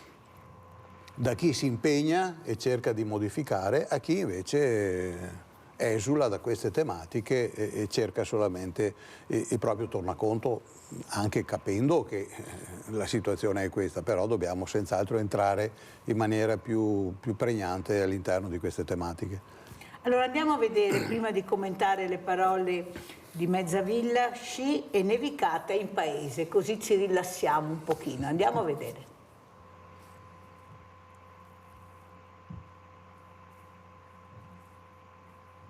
Guardate che belle immagini. Allora, Sindaco De Bernardini, intanto grazie, perché così andiamo tutti a sciare anche in questo momento. Guardate che bello, ma quanto belli siamo. Sindaco, rispetto per l'ambiente, se fossimo tutti rispettosi, prego, come commenta le parole di Mezzavilla e le mie parole, le quote verdi, quelle brave, quelle competenti in giunta, prego. Ma il professore ha detto delle cose assolutamente condivisibili. Mi sembra che non abbia preso nemmeno una posizione estremista. L'ambientalismo estremo non mi piace molto. L'ambientalismo serio invece, che prende in esame le problematiche con la dovuta intelligenza, a me piace molto e lo appoggio. Noi siamo credo un comune che può essere stato negli ultimi anni un banco di prova per dimostrare che un effettivo cambiamento climatico c'è, è in corso. Abbiamo visto le grandi nevicate del 2014, prima ancora quelle del 2009, successivamente al 2014 le frane, varie frane nel 2016 a causa di forti piogge. Questa intanto è Savinar di Callone, che è un'immagine bellissima questa qua. Comune di Roccapietone. Poi abbiamo avuto la tempesta Vaia con tutte le conseguenze e con i quantitativi di pioggia impensabili fino a qualche anno fa. Un vento a 200 km all'ora che si insinua nelle nostre valli non lo avevamo forse nemmeno mai visto. 600.000 piante rovesciate nel giro di mezz'ora solamente nel mio comune, cose che non si vedevano e non eravamo sicuramente preparati a vederle. Poi abbiamo avuto il distacco del ghiacciaio nel 2022, che è conseguente a una temperatura elevatissima. Eravamo arrivati ad avere 30 gradi a 2000 metri in quei giorni là. Quindi chi smentisce il cambiamento climatico significa che non è mai venuto a Roccapietone a vedere, però rimane da capire. Per me poi non sono nessuno per poter parlare di queste tematiche, ma forse sono anche eventi che magari in passato avevamo già visto. Io penso al Medioevo, penso agli anni delle grandi migrazioni che dal nord Europa sono venute a sud a causa anche in quel caso di cambiamenti climatici, eccetera. Certo è che l'economia nostra montana, che si basa sullo sci, come ha detto il professore, deve fare delle profonde riflessioni. riflessioni, perché sotto una certa quota inizia ad avere veramente problemi a far funzionare gli impianti e tenere le piste sciabili. E sono valutazioni che vanno fatte anche in fretta, credo. Molto chiaro, grazie Sindaco, grazie anche per queste immagini, sembrava veramente di essere là, vero Francesco? Sì, Francesco, dove tu, perché ci conosciamo da più di 30 anni, pensate, abbiamo fatto anche tante battaglie assieme proprio per far capire l'importanza dell'ambiente, ma naturalmente quando parliamo, perché siamo i soliti che parlano, sanno tutti loro, e siccome parliamo noi dobbiamo essere messi da parte, ma non importa, noi continuiamo.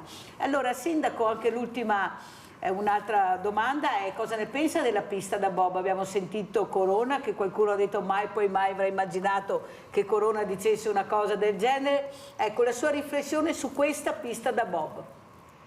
Ma allora, sulla pista da bob non lo dico per sfuggire a... Mirella sa che insomma non ho problemi a parlare. È un tema che non conosco, non ho mai affrontato in prima persona, non sono mai andato a vedere i luoghi destinati all'opera, quindi parlo veramente da persona impreparata. Io ho sempre detto che a livello politico le valutazioni le devono fare altri, cioè le devono fare quelli che stanno seguendo la cosa e che conoscono anche l'argomento. Io abito in un comune che è a una quarantina di chilometri da Cortina. Dalle Olimpiadi potrà trarre sicuramente dei vantaggi. Credo che le Olimpiadi per la provincia di Belluno siano una partita importante da giocare. Indubbiamente la cronologia non ci aiuta, nel senso che siamo ormai alla metà del 2024, perché questo è ormai finito l'inverno, siamo già in primavera, e le Olimpiadi sono nel 2026, quindi i tempi sono molto stretti. Spero che non ci si trovi con le opere in corso mentre le Olimpiadi sono già iniziate, insomma. Cosa ha provato quando ha visto cadere tutti quei larici, dopo che avevamo visto tutti quegli alberi proprio con vaia? Ecco, continuare a togliere anche quel bene prezioso che abbiamo, che sono questi alberi meravigliosi. Ma guardi, anche in quel caso non vorrei fare sbagli quello che dico, ma io so che quello era un laricetto molto vecchio, un laricetto secolare. Sappiamo, e lo abbiamo visto con Vaia, che le piante, quando diventano troppo belle e troppo grandi e troppo vecchie, perdono anche la forza, quindi diventano piante non più resistenti, non più resilienti. Io ho visto nel mio comune, anche volute proprio dalle mie amministrazioni, dei lotti boschivi. Ogni anno, prima di Vaia, facevamo dei lotti boschivi mirati per far ricrescere il bosco. Io credo che il problema della pista da bob non sia assolutamente il lariceto secolare, ma siano eventualmente altri problemi molto più profondi e importanti. Grazie Sindaco, soprattutto i soldi da investire sul sociale, perché abbiamo sentito prima, abbiamo sentito dei numeri che ha detto l'avvocato che abbiamo avuto Artuso: 640 milioni al sociale, 9 miliardi per le infrastrutture che spenderà la Regione, ecco, di fronte ai 16 miliardi che riceverà. Ripeto, 640 milioni per il sociale. Allora abbiamo Gianfranco Valeri, poi sentiamo un esperto, Francesco Mezzavilla, come commenterà le parole del sindaco De Bernardin. Prego Gianfranco. Sì, buongiorno signora Mirella. Buongiorno. Buongiorno ai suoi ospiti. Mi rivolgo a lei, signor Sindaco, che anche come sindaco e come responsabile provinciale della Lega per la provincia di Belluno. Ecco, signor Sindaco, volevo fare una piccola provocazione. Ecco, dico, io farei, non so, lo inventerei, lo chiamerei non so cosa, il blocco di tutte le opere pubbliche, se non quelle proprio indispensabili, per un anno, 2, 3. Sa perché? Per destinare tutti i fondi per le manutenzioni ordinarie, perché qui non si fa più manutenzione né ordinarie né straordinarie, in tutti i comuni e le opere vanno allo sfacelo. Poi un'altra cosa, signor Sindaco, ha visto sia col PNRR sia con i bandi, i comuni piccoli vengono tagliati fuori perché non hanno le strutture, non hanno l'organizzazione per fare certi bandi e tutto, e sono sempre più agevolati i comuni grossi. Ecco, volevo il suo parere, buongiorno e grazie, buon lavoro a tutti quanti. Grazie Gianfranco, ti risponderà subito, andiamo per ordine. Allora, Francesco Bezzavilla, commentiamo quello che ha detto il sindaco di Roccapietre per quanto riguarda la pista da bob, i Laricetti, l'ambiente, prego. Chiaramente come CAI noi ci siamo, diciamo così, opposti a questo intervento, anche e soprattutto per l'abbattimento del bosco. Però teniamo presente che negli ultimi 30-40 anni c'è un incremento progressivo della superficie boschiva, al di là di tempesta Vaia, che nel Veneto varia tra il +2 fino al 5% in più. Quindi i boschi stanno riprendendo in maniera molto forte. Con questo non voglio dire che dobbiamo tagliare tutti i boschi per ritornare al passato, perché i boschi sono fondamentali per lo scambio di ossigeno, l'assorbimento delle anidride carbonica e per il livello di naturalità che offrono. Certamente lì l'impatto è stato particolarmente forte. Il problema di base è che la pista del bob impatta con tutto l'ecosistema, non è solamente la mancanza degli alberi. Poi che mi si venga a dire ne piantiamo 6.000, ne piantiamo 10.000, ne piantiamo tantissimi, sì, è un po', lascia un po' il tempo che trova, nel senso che tra l'altro il Lariceto, da quello che dicono gli esperti locali, aveva circa 150 anni, era stato piantato 150 anni fa, quindi non era un bosco secolare, però aveva assunto una rilevanza particolare. Tagliando quel bosco però è tutto l'ecosistema che salta, pur senza ammettere che, non posso fare a meno di ammettere che era un ecosistema particolare. Noi abbiamo dei vincoli particolari con la comunità europea che ci ci impongono, prima di abbattere un bosco, di valutare la situazione sotto il punto di vista naturale, quindi le presenze animali, le presenze floristiche e tutto il resto. E mi sembra che all'interno di quel bosco c'erano delle realtà particolari, delle specie che andavano particolarmente tutelate. Questo è un dato di fatto. Poi il problema di base qual è? L'utilizzo dell'acqua. Appena a confine con la pista da bob abbiamo il torrente, abbiamo il Boite, e prima non si sapeva cosa succedeva, prendiamo l'acqua dal Boite per fare il ghiaccio, per fare oppure i prodotti che vengono utilizzati per raffreddare la pista verranno scaricati nel Boite, si dice di sì, si dice di no, non sappiamo, e soprattutto l'impatto è con una realtà all'interno del contesto comunale di Cortina che è altamente antropizzato, che se ne voglia dire.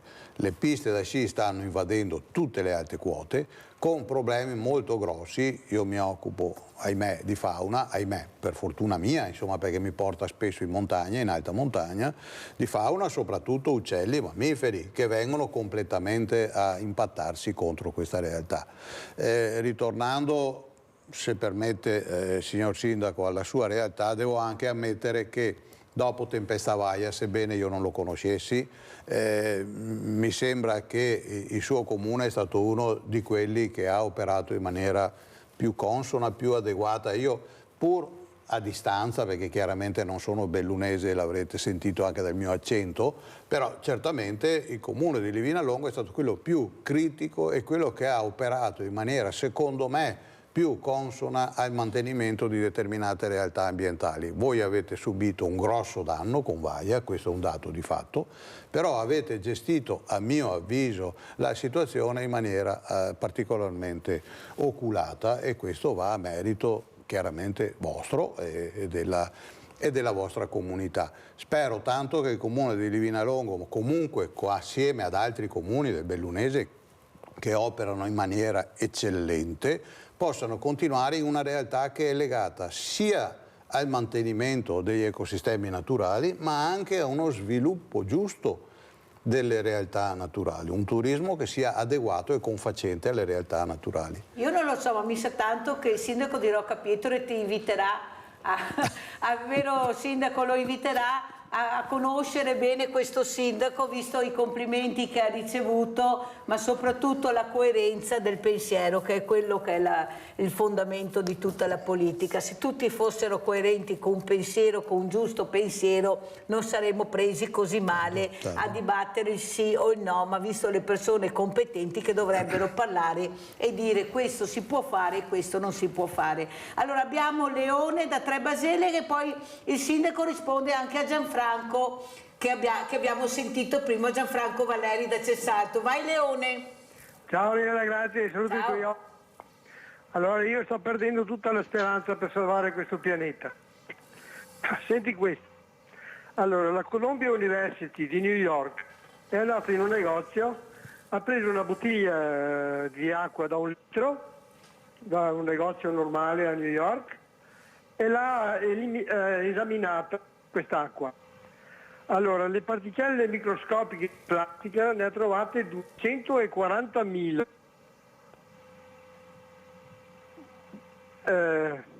Il 90% erano nanoplastiche, cioè più piccole di 1 micrometro milionesimo di metro, non lo so.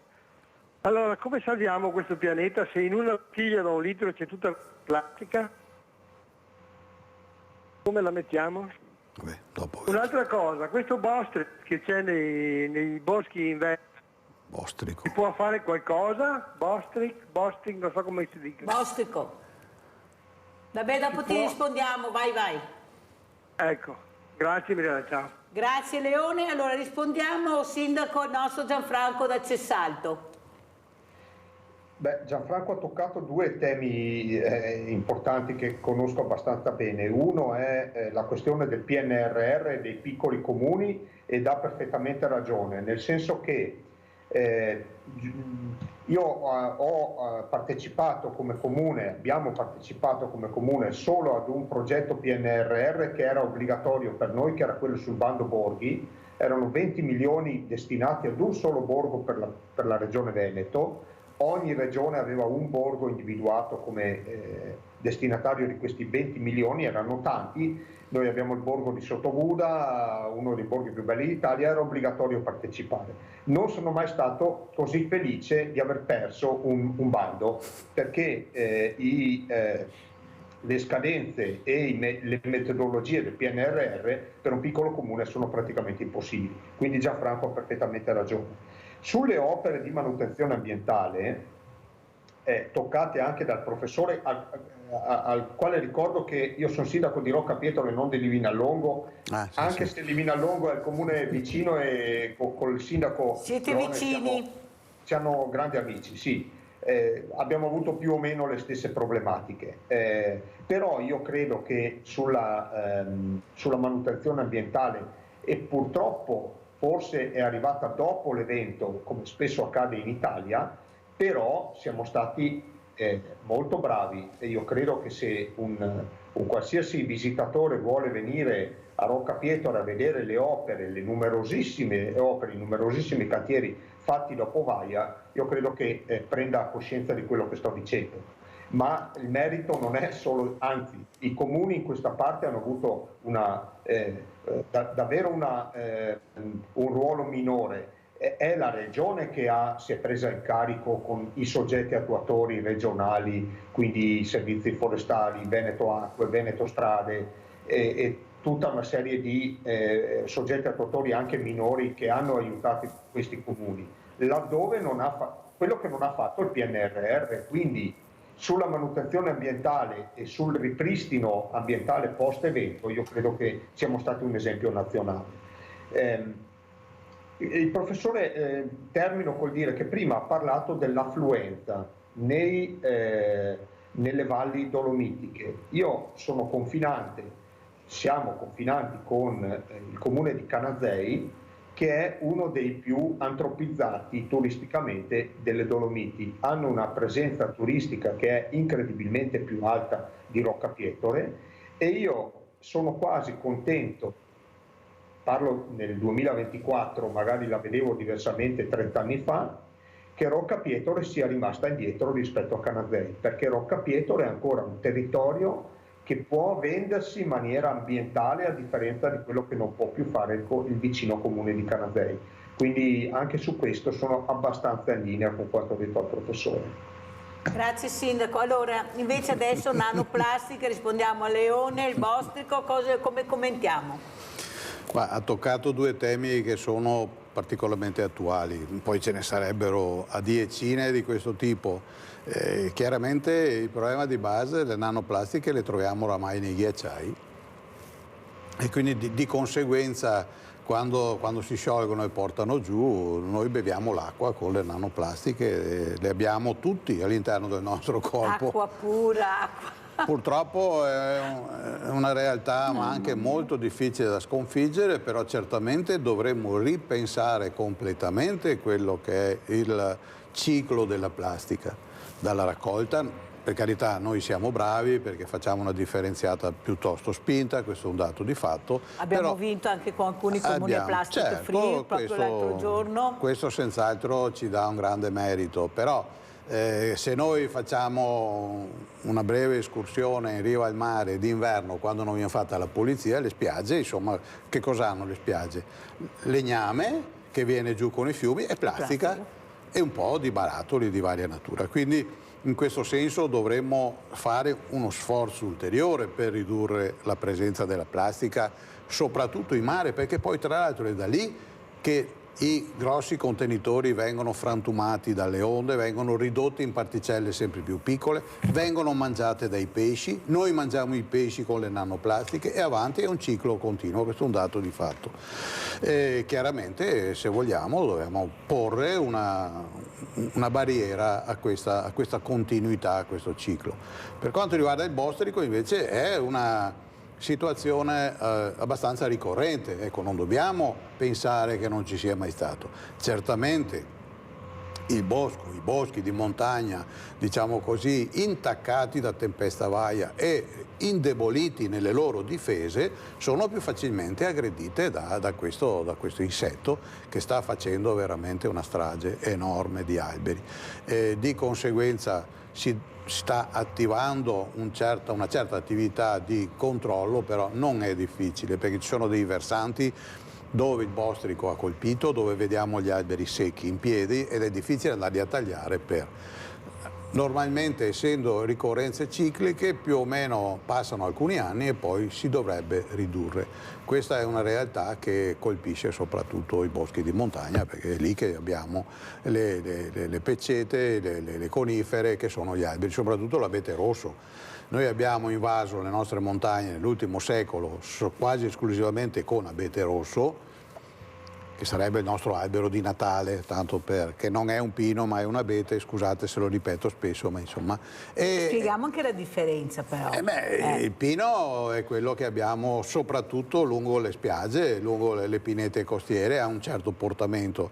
L'abete invece è l'albero di Natale. È quello che, scusate se mi ripeto molte volte, ma quando insegnavo a scuola dicevo ricordatevi che l'albero di Natale è l'abete rosso, ricordatevi l'ebete rosso, così l'ebete rosso vi fa un collegamento particolare perché confondiamo spesso, anzi il 90% prendono pini per abeti. Vabbè.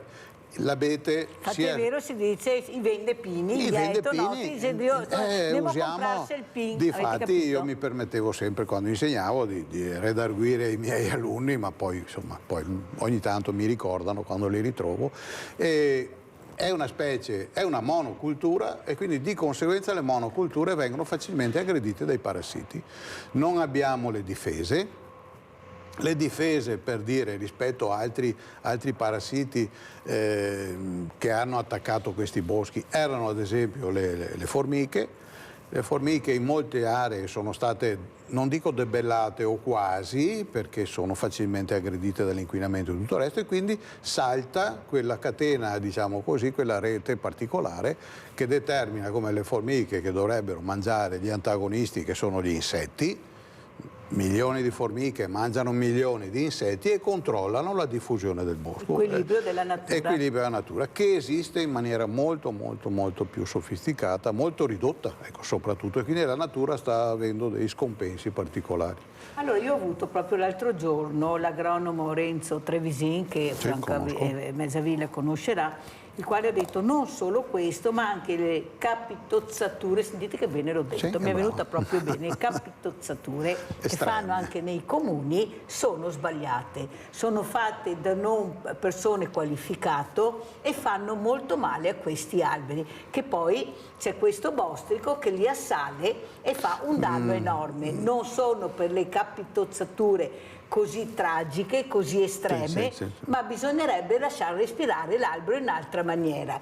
Molti comuni non fanno questo ed è un disastro in giro e noi lo vediamo. Prego, Mezzavilla. Sì, no, mi permetto di introdurre, di fare una piccola correzione. Il bostrico colpisce soprattutto gli abeti.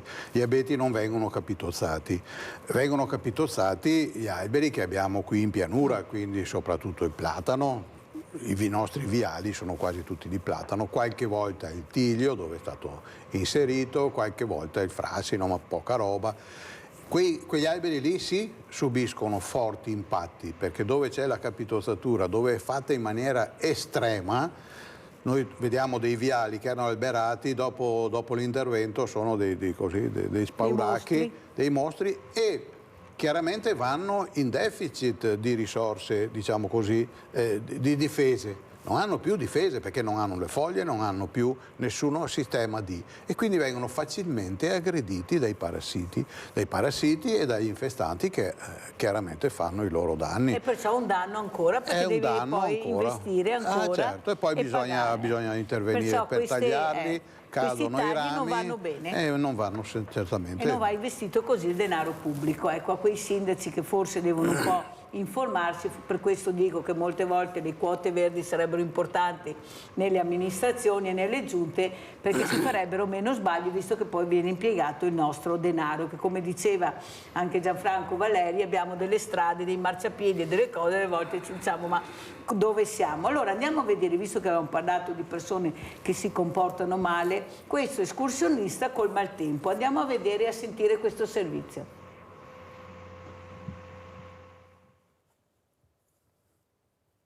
Il maltempo torna a sferzare il Veneto tra le 16 regioni d'Italia in allerta gialla. Tra i territori più colpiti ancora una volta il Vicentino. A Vicenza, per valutare la situazione dei fiumi in forte crescita, è stato attivato il COC, centro operativo comunale, nella sede della polizia locale. La piena è attesa per questa sera. A Montebello, a protezione della città e degli altri comuni a rischio allagamenti, nel pomeriggio è stato aperto il bacino di laminazione. Sull'Agno Gua, sempre nel pomeriggio, ha iniziato ad invasare anche il bacino di Trissino. Nel Bellunese sono diversi i tratti stradali chiusi per pericolo valanghe. La strada regionale delle Dolomiti al Passo Pordoi e ai piani di Falzarego, la strada provinciale del Passo Giaue e quella del Fedaia, chiusa anche la strada della Roa che collega Lamon con Casteltesino per una frana. Nella Marca gli uomini del SUEM 118 di Pedemontana Emergenza hanno soccorso un escursionista rimasto bloccato a 500 metri dal rifugio Bassano, Pieve del Grappa. Aveva lasciato l'auto in località Campocroce. A notarlo altri 2 escursionisti che hanno chiamato i soccorsi. L'uomo era in principio di ipotermia. Raggiunto è stato portato al pronto soccorso di Castelfranco. Sindaci della Marca attivati sul territorio. A Farra di Soligo si è allargata ancora di più la frana di via Collagù, chiusa con un'ordinanza dopo le piogge dello scorso 28 febbraio. Ci vorranno mesi per riaprire la strada, conferma il sindaco Mattia Perencin. Diversi gli interventi dei vigili del fuoco nell'Asolano per alberi pericolanti e rami caduti. A Venezia il Mose funziona, dopo questa mattina tornerà ad alzarsi anche in serata. L'allerta meteo diramata dalla Protezione Civile del Veneto è prevista fino a domani alle ore 14. Allora, come commenta il sindaco De Bernardin, ecco, questo maltempo, questa fragilità del territorio? Ne guardavamo con Mezzavilla, veramente impressionante la fragilità di questo territorio. Qualcuno si rende conto, perché sai, il politico passa, ma i danni rimangono a noi, che li paghiamo noi dopo, per anche scelte sbagliate che veramente dei politici o dei politicanti incompetenti, che molti hanno sempre l'asso in tasca, sanno tutto loro, magari non hanno mai fatto quel lavoro, però loro dicono che sanno, e poi i danni si vedono. Prego, sindaco. Mirella, io commento quelle immagini con un brivido, ma non lo dico con un brivido sulla schiena freddo, nel senso che quando vedo il COC, l'immagine era di un COC aperto, quindi centro operativo comunale, quando vedo le divise rosse del soccorso alpino che vanno in cerca di persone sperse su per le vie più strane, quando vedo le divise gialle fosforescenti, quelle verdi, quelle blu e quelle di tutti i corpi che nel nostro caso ci hanno dato una mano con Vaia e non solo con Vaia, mi vengono davvero i brividi freddi, nel senso che mi rendo perfettamente conto che ogni cambiamento del tempo, che ogni previsione brutta che arriva sui nostri cellulari oramai da qualche parte crea problemi, perché se magari in questi ultimi giorni la zona mia è stata fortunata, in altre zone ho visto che ha battuto invece molto forte. Quindi, grande apprensione e grande preoccupazione. Le opere vanno fatte, ma insomma non è sempre per spezzare una lancia per il Veneto, ma qualcosa in Veneto è stato fatto, anche a differenza di altre regioni a noi vicine. Professor Mezzavilla, come commenta, come chiudiamo, come ci saluta, che messaggio vuole dare? Direi che è abbastanza difficile dare un messaggio che sia esaustivo di tutte queste realtà che abbiamo preso in mano. Certamente ci vuole maggiore attenzione. Probabilmente molti disastri avvenivano anche nei secoli scorsi, anzi sicuramente, però non c'era la comunicazione, non c'era la televisione e queste cose non si sapevano. Certamente l'antropizzazione del territorio di montagna ha portato spesso alla costruzione di strade, sentieri e tutto il resto in aree critiche che non dovevano essere fatte. E poi chiaramente c'è l'ultima problematica grossa che si fa fatica a contrastare, che è il problema dei cambiamenti climatici. I cambiamenti climatici che vuol dire che siamo sottoposti a fenomeni estremi, quindi tanta pioggia in poco tempo e poi periodi di estrema siccità. Tanta neve in pochi giorni, come adesso, e poi per periodi lunghi senza nevicate. Quindi il problema è complessivo. Allora, da una parte si opera a livello locale per tamponare i danni, e questo è un dato di fatto, si fa il possibile, e merito va chiaramente anche ai sindaci come quello che abbiamo appena sentito, Bernardini. Però certamente ci vuole anche qualcosa di maggiormente impattante che agisca a livello purtroppo universale. I cambiamenti si cambiano solamente a livello universale. Se pensiamo che molte problematiche meteo e climatiche che stiamo vivendo adesso partono da problematiche che sono innescate a livello dell'Antartide, quindi le correnti il Niño e la Niña che vengono su dal polo sud e arrivano a influenzare la corrente del Golfo, la quale influenza il clima anche nel nord Europa, capiamo come attualmente bisogna operare in maniera globale e non solamente a livello locale per tamponare i danni. Grazie, grazie. Allora, Sindaco De Bernardini, prima ho avuto ospite Luigi Susin, responsabile regionale del Dipartimento Imprese Fratelli d'Italia, che veramente ha detto noi cercheremo di fare il massimo per stare uniti, per correre tutti assieme a scanso delle polemiche. Poi se qualcuno non vorrà andremo da soli, però c'è questa volontà. Se lei avesse adesso di fronte Antonio Darè, cosa le direbbe, Sindaco? E come commenta le parole di Susin? Poi la lascio. Ma Antonio Tony, non è difficile che lo veda a tu per tu, perché siamo amici da tanti anni. Io ero a Padova la sera della votazione per la sua espulsione e ho votato contro. Non ho votato contro Alberto Stefani, ma ho votato per Tony Darè, perché ritengo che nonostante quello che lui ha detto fosse profondamente sbagliato, gliel'ho anche detto di persona, perché quando si usano certe parole che vanno un po' oltre si sbaglia sempre, ma forse con Tony andavano prese altre misure al momento e io avrei atteso le amministrative di giugno. per poi eventualmente riprendere in mano. Certo che Tony è uno vivace e a volte lo è anche troppo, stavolta forse ha in effetti esagerato, io avrei comunque atteso. Grazie, abbiamo Antonio da Padova, poi salutiamo gli ospiti, vai Antonio. Sì, pronto, buongiorno Mirella, buongiorno anche agli ospiti, bene. Niente, io dico la verità, io dovrei comprare una macchina elettrica per salvare il pianeta, quando in questo pianeta c'è un boscamento. Lei Mirella vede come su quello che succede a Cortina, che per fare le Olimpiadi disfano un bosco, mi pare assurdo, e poi dopo vanno avanti con queste macchine ibride elettriche per salvare il mondo, per salvare il pianeta. Ma dico la verità, ma per quale motivo che chi ci comanda ad fare questi versi qua? Per quale motivo che mi dicono a me che devo salvare il mondo e poi intorno a me vedo che deserto, alberi spariscono perché io me ne accorgo nell'ambiente dove abito, che è 30 anni che sono qua e vedo una schifezza generale, cementificazione, robe assurde. Ma questo qui sarebbe il progresso, creano posti di lavoro, tu fai delle buche e poi dopo le ricopri per creare posti di lavoro, ma il brutto è che è l'ambiente che ne va di mezzo e purtroppo io devo pagare perché mi compro una macchina elettrica per salvare l'ambiente. Mi pare impossibile una cosa del genere, Mirella, guarda.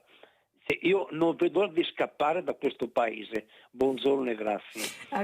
Abbiamo sentito Antonio da Padova, grazie Antonio, un abbraccio. Allora io vi lascerei con queste immagini bellissime che ci ha mandato il sindaco De Bernardin, queste cime innevate, chissà fra quanto le vedremo, è meglio che le vediamo finché ce le abbiamo. Ringrazio veramente il sindaco De Bernardin di essere stato con noi, grazie a Andrea De Bernardin, grazie anche a Francesco Mezzavilla. E vi lascio con queste immagini bellissime e grazie perché abbiamo bisogno di vedere anche questa neve bellissima, bianca, pura, non inquinata, o anche inquinata anche questa, un poco, ha detto Mezzavilla. Grazie, grazie, vi lascio con queste immagini.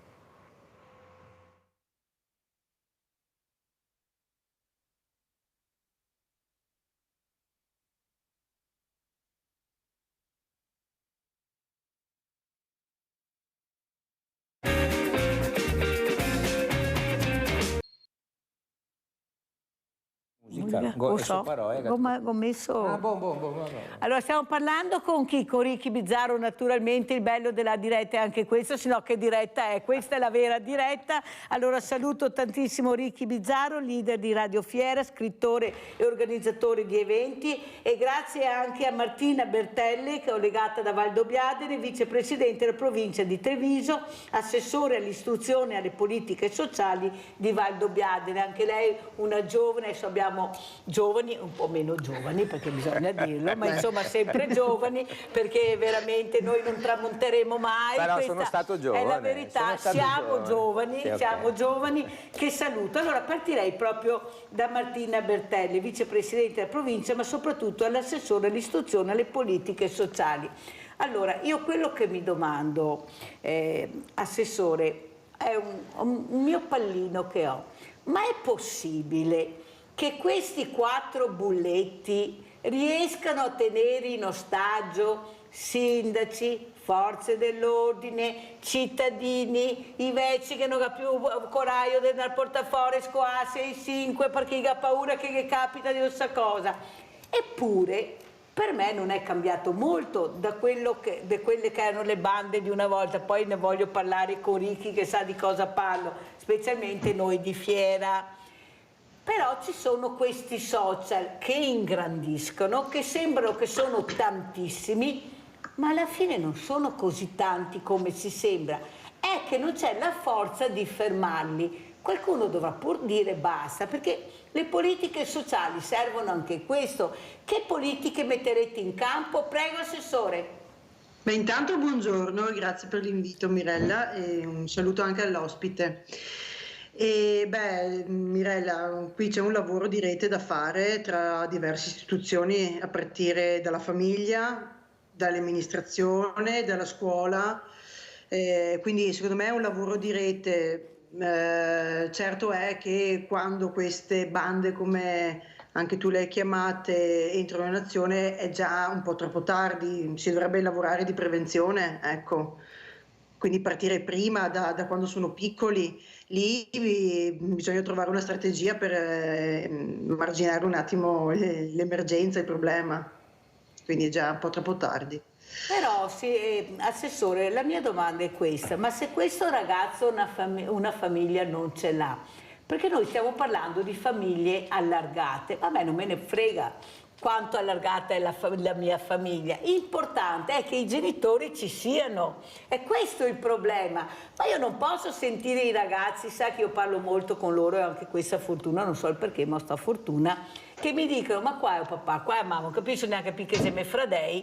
Cioè questi genitori che si separano un po' troppo facilmente. Qua mi rivolgo a Ricky, a uomo, visto che è stata anche la festa della donna venerdì, ma vorremmo che parlasse gli uomini, perché ormai la nostra parte l'abbiamo fatta e come che l'abbiamo fatta. Cioè non c'è proprio questa facilità a non pensare che tu invece hai deciso di diventare genitore, di mettere al mondo questa creatura che inizia subito qui perché, e le risposte non arrivano mai perché è troppo impegnativo rispondere, perché non hai tempo, perché sei indaffarato, perché hai le scatole girate. Ma questo bambino bisogna che cresca bene, bisogna che cresca con i valori, naturalmente con la libertà, ma il rispetto anche dei valori. Cosa dici, Ricky?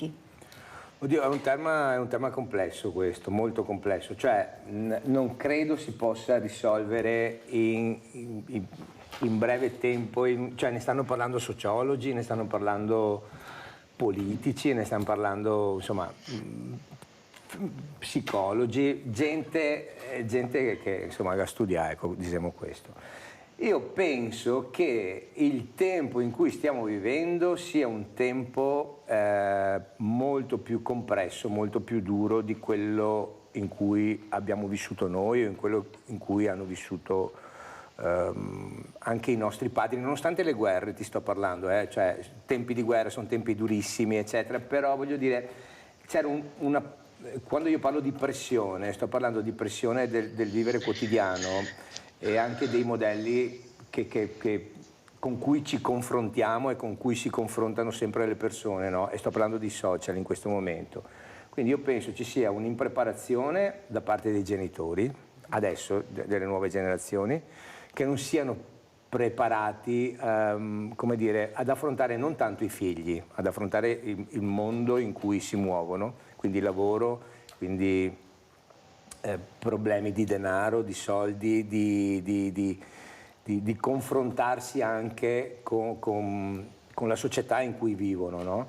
E tutta questa pressione, bene o male, distoglie lo sguardo dai propri figli. Io credo sia questo, io credo che questa generazione genitoriale di trentenni adesso, eccetera, siano veramente messi sotto pressione, quindi accusare le famiglie sì, cioè nel senso che in primis ci deve essere la famiglia come educazione, cioè l'educatore primario è la famiglia, però voglio dire bisogna anche vedere in che condizioni si trovano le famiglie e se c'è, come dire, la forza e il tempo di affrontare anche le problematiche dei figli che, cioè voglio dire, un adolescente, tutti siamo stati adolescenti e tutti sappiamo cosa succede durante l'adolescenza, non è facile gestire quel periodo di vita.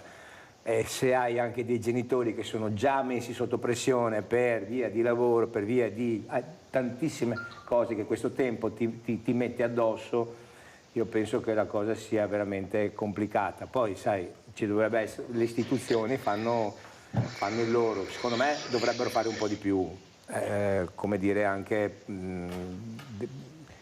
dopo scuola o seguire dei casi, quelli più, come dire, problematici. Insomma, penso che il problema sia... Io non... Cioè, adesso mi hai fatto una domanda talmente importante che veramente ci vorrebbero ore per... Ma iniziamo a parlarne intanto, per perché capire, come hai detto tu, Ricky, bisogna che qualcuno inizi a parlare con questi ragazzi, perché io sono convinta che loro si sentono giudicati e non coinvolti. Loro vogliono essere protagonisti e forse tirano fuori questa energia enorme che hanno nella maniera sbagliata, ma non ce n'è un'altra. Perché cos'è che offriamo a loro? Allora, Assessore, come commenta le parole sia di Ricky e le mie? Sono d'accordo con entrambi. Qui c'è la mancanza della famiglia, sicuramente c'è questa tensione nel accontentare, dare, far sentire comunque che ci sono, ma in realtà certe volte manca anche il dialogo un po' più profondo, questo, cioè il come stai, come si sente il figlio emotivamente. È vero, manca il coinvolgimento, secondo me manca il coinvolgimento emotivo, e si dà tanto a livello materiale ma poco probabilmente a livello sentimentale, ecco, di emozione, e questo fa sentire i ragazzi soli.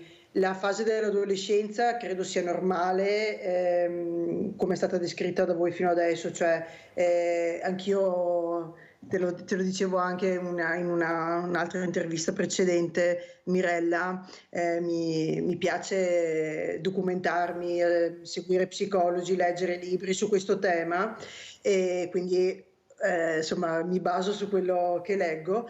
E dicono che insomma lo scontro con i genitori è normale e vuol dire anche che il genitore sta facendo bene, perché in quel momento lì l'adolescente sfida, no? il genitore, ma per capire quanto gli è vicino in realtà, per vedere se lui c'è, se lui rimane anche nel momento della difficoltà e nel momento di scontro. Quindi sono anche fasi difficili, ma che servono per rafforzare il rapporto tra genitori. Mi ricordo che leggevo che appunto quando si sta in famiglia da piccoli si parla tanto, cioè con i bambini piccoli si parla tanto, poi c'è la fase dell'adolescenza dove il dialogo viene un po' a mancare, c'è contrasto, però è in quel momento lì che poi verso i 20 anni si ricomincia poi a ricostruire un dialogo con i propri genitori.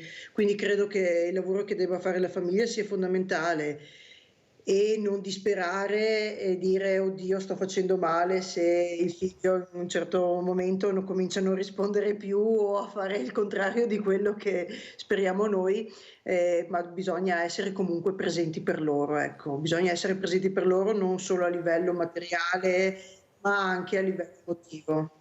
Allora, adesso io vi invito, perché vi arriverà anche l'invito di quello che è stato fatto l'8 marzo all'ippodromo di Sant'Artemio, dove questi genitori hanno deciso di rimboccarsi ancora una volta le maniche, a sua volta di mandare dei messaggi, di incontrare questi genitori che hanno problemi con i figli, nonostante un dolore grandissimo, perché questi genitori hanno perso i loro figli. Hanno perso i loro figli in incidenti stradali, incidenti sul lavoro, femminicidi, perciò pensate il coraggio, nonostante il dolore, qui bisogna coinvolgere le famiglie, tutti parlano ma nessuno fa quel passo in più, e hanno deciso di farlo questi genitori. Allora andiamo a vedere intanto l'accoglienza che abbiamo avuto dal presidente dell'ippodromo, il dottor Stefano Bovio, e poi vediamo queste mamme che hanno deciso di parlare ad altri genitori che ancora non ascoltano. Andiamo a vedere. Grazie Mirella, grazie di essere venuti, grazie a tutti gli ospiti. Noi siamo molto lieti di avervi qui, perché abbiamo sempre detto che l'ippodromo è una struttura grande, ricettiva e a disposizione di chi abbia voglia di usarla. Poi mi piace anche il titolo di questo convegno, perché arte e benessere in fin dei conti qua dentro devono convivere. Il benessere lo ha appena descritto Mirella nel suo intervento, perché tutto sommato è un polmone verde che gratifica all'occhio, ma anche l'aspetto artistico. Se ci andiamo a guardare dentro, gli operatori che lavorano qui dentro in realtà sono a modo loro degli artisti, perché la doma di un puledro, la costruzione di un cavallo da corsa non è un mestiere che si impara né sui libri né sui banchi di scuola, è un qualcosa di veramente artistico, il plasmare l'animale e farlo diventare da uno qualunque un soggetto da corsa e possibilmente un campione. Questo aspetto inviterei tutti un attimino a valutarlo, perché tante volte si parla dell'ippica come uno spettacolo è stato descritto in modo degradante, no? Come una costrizione dell'animale, come gioco, come scommessa, come azzardo. Queste sono le cose dei film americani. In realtà nella nostra attività, in quello che si svolge qua dentro, c'è tutt'altro. Ci sono persone che dedicano tutte le ore della loro giornata alla cura di questi animali, e come dicevo prima c'è tanto anche l'elemento della conoscenza, ma anche ci si mette del cuore nel plasmare questi soggetti, quindi io l'aspetto artistico ce lo vedo e come. Io vi ringrazio di essere venuti e cedo la parola al prossimo ospite, e chiunque abbia voglia di collaborare, di usare questi spazi è benvenuto. Grazie. Innanzitutto ringraziare te, Mirella, come al solito, una persona di una sensibilità unica.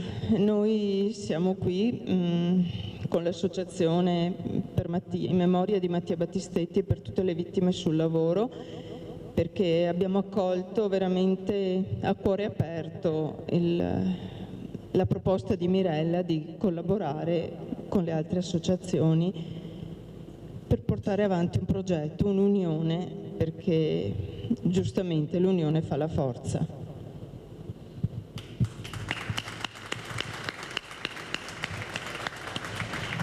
Poche parole le avete sentite, ma parole molto forti. Barbara. Buonasera a tutti, io sono Barbara, sono mamma di Jessica e zia di Sara, che sono morte in un incidente stradale il 30 gennaio 2022, tamponate da un SUV in autostrada, e sono qui perché ho preso l'invito di Mirella per stare insieme a queste associazioni e a tutte queste mamme che anche loro hanno un dolore come il mio o altri tipi di dolore, e ho visto che a stare tutti uniti insieme si affrontano un po' meglio le giornate, insomma. Grazie a tutti.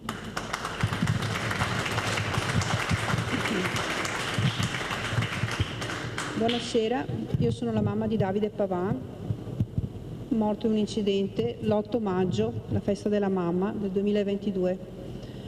È stato falciato da un poliziotto ubriaco e non c'è stata giustizia. Ho accettato anch'io l'invito di Mirella per fare unione, per unirci tutti quanti assieme. L'unione fa la forza, come dicevano i moschettieri, tutti per uno e uno per tutti. Tutti uniti forse riusciamo a fare qualcosa. Raffaele. Buonasera, il mio nome è Raffaella. Io parlo a tutti voi con una lingua speciale, si chiama lingua dei segni. Il motivo è perché io ho una figlia che non è sorda, è solo muta, usa ogni giorno questa lingua, ma ogni giorno ci incontriamo con dei muri. Mi unisco a queste mamme perché in lingua dei segni la parola associazione si fa così: una mano che prende un'altra mano, ed insieme si può correre, si può camminare, si può stare insieme per fare un viaggio, ricordare, sapere che ci sono dei diritti, che insieme si può costruire e poi finalmente trovare una felicità, un diritto, e far sparire quel dolore che c'è dentro di noi. E grazie mille a una donna speciale che ci porta dentro nel nostro cuore quella forza che qualche volta ci manca e fa sparire il nostro dolore, quindi grazie. Ricky Bizzarro, come commenti? Avresti mai pensato, ecco, questa forza, nonostante un dolore immenso, da devo fare qualcosa, devo partire, prego. Ma sai, questa la chiamano resilienza, no? è un termine che a me non è che piace molto. È insito nell'essere umano, cioè mi sono commosso a vedere queste immagini qua, e questa è la forza che ha sempre portato, adesso a prescindere, è la forza che ha sempre portato l'essere umano a sopravviversi, perché noi dobbiamo stare attenti, non sopravvivere alle cose, sopravviverci a noi stessi. È questa forza che ci ha sempre dato il motore, la spinta per essere qui dopo migliaia di anni, ecco, questo intendo dire. Quindi è una cosa straordinaria veramente, poi sono d'accordo che l'unione fa la forza, noi abbiamo bisogno l'uno dell'altro sempre e comunque, da soli facciamo pochissima strada. E quando dico da soli dico anche la nostra comunità, cioè nel senso non solo l'essere umano solo, anche le nazioni quando tendono a chiudersi, cioè non troveranno più spazio, cioè sono destinate a crollare su se stesse. C'è bisogno di unità non nazionale, mondiale, universale. E questo è un periodo secondo me che non è proprio, cioè che non indica, non c'è un indicatore positivo sulla direzione che noi stiamo perdendo, come umanità sto parlando. E quindi questi sono delle luci nel buio, io le vedo, no? Cioè sono come faro nella nebbia. C'è ancora questa forza enorme che è l'emotività, che è quella forza che noi non possiamo toccare e descrivere, no? È quella che ci muove e che ho visto su questo video, ti dico, commovente, perché io credo che perdere un figlio, sopravvivere i figli sia la cosa peggiore che possa accadere a un genitore, insomma. Anche perché io so che tu e altri ragazzi, altri uomini che io conosco, anche con Gianni African, siete stati molto vicini a un'altra mamma che fa parte della squadra, non l'avete vista, ma questa era una presentanza, ce ne sono altre mamme messe assieme che vedrete prossimamente in occasione del 17 marzo che faremo questo veramente dibattito su queste morti, su questi incidenti stradali, morti sul lavoro, femminicidi, chi ne ha più ne metta, che è Ute, la mamma di Davide Marchetto, dove io ho fatto sentire anche questo CD, dove c'eri anche tu, Ricky Bizzarro, qui Radio Fiera, quei Gianni Fricchiani e tanti altri musicisti, cioè voi avete capito l'importanza di esserci in quel momento che questi genitori vi hanno chiesto di ricordare il figlio in maniera diversa, perché a lui piaceva scrivere le canzoni. Io ho visto mamma Ute era seduta qua dove sei seduto tu, che piangeva a dirotto, mi ha detto non è una vergogna piangere, emozionarsi, perché nel momento che io mi emoziono ricordo mio figlio, non vergognatevi, non abbiate paura di fermarci e di chiederci come va, perché noi abbiamo piacere, perché in quel momento vuol dire che tu ricordi nostro figlio. Perché questa solidarietà, Ricky Bizzarro, che vi ha contraddistinto in una situazione anche molto importante? Ma innanzitutto perché il papà di Davide è un mio amico storico, insomma, e poi quando lui mi ha contattato e ha contattato altri musicisti, la cosa che mi ha interessato, tra virgolette, cioè lo avrei fatto comunque per un amico, però la cosa che mi ha interessato è che Davide aveva la passione di scrivere canzoni, però non le musicava, cioè scriveva solamente le parole, il testo, e quindi lui ha consegnato queste canzoni a ogni musicista che ha chiamato, e a me è successa, è accaduta, mi è toccata questa canzone e l'ho musicata e l'ho cantata, ed è stata veramente un'esperienza che abbiamo sentito, che si chiama la canzone? Alice. Alice, bravo. Che casualmente è il nome di mia figlia, esatto. Tipo. Però quello che volevo dire è che è stata un'esperienza molto forte anche per me dal punto di vista artistico, perché è come se facessi rivivere quel ragazzo, no? Perché scrivere è una cosa molto intima, lo dico da autore, quando tu scrivi qualcosa, un libro o una canzone, una poesia, è una cosa molto intima, cioè metti su carta qualcosa che tu hai dentro nel profondo, no? E quindi leggere queste parole di questo ragazzo che magari le ha scritte magari nella sua cameretta, o cioè in un momento veramente di introspezione, e quindi mi sembrava di parlare con lui, ma con lui nel suo intimo, con lui vero, no? ci ho messo la musica, l'ho cantata, è stato veramente un'esperienza. Ed è stata una canzone anche molto toccante che abbiamo sentito assieme a mamma Ute, e perciò ringrazio Ricky e tutta i Radio Fiera per aver fatto questo. Allora, Assessore, come commenta anche lei queste mamme che hanno deciso di rimboccarsi le maniche, di partire? Quanti siamo non ci interessa, ma noi partiremo, Mirella, faremo questo. Prego. È stato emozionante anche per me. Sono cose a cui ho pensato tante volte nel caso in cui potesse succedere a me una cosa così tragica. Insomma, sono dolori insopportabili. Credo che il dolore non passi mai, gli si trova un posto ed eventualmente si può trasformarlo in qualcos'altro, come quello che stanno facendo queste mamme con questa iniziativa che mi pare di aver capito è stata proposta da te, e credo sia bellissimo, anche perché condividere fa bene condividere il dolore, condividere qualcosa anche di positivo che porta questo dolore, e spero proprio che possano trovare sollievo.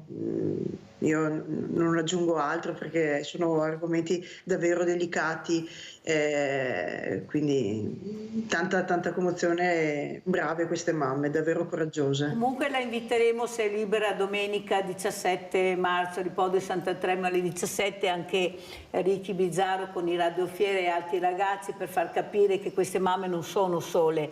Pensate, nonostante questo dolore immenso, eppure quando io ho detto ma bisogna fare qualcosa per quelle famiglie che non ascoltano, per questi ragazzi che non ascoltano, ci pensiamo noi, faremo noi. E Ute ha ricordato una cosa bellissima, Assessore, che forse dovrete fare anche voi. Ute ha detto: sai Mirella, mi è arrivata una lettera dell'Associazione Familiari Vittime della Strada per farmi capire che non ero da sola in quel momento. E io quando ho letto questa lettera mi sono commossa e ho capito che altre mamme avevano questo dolore. Il dolore era condiviso, ecco, la condivisione del dolore.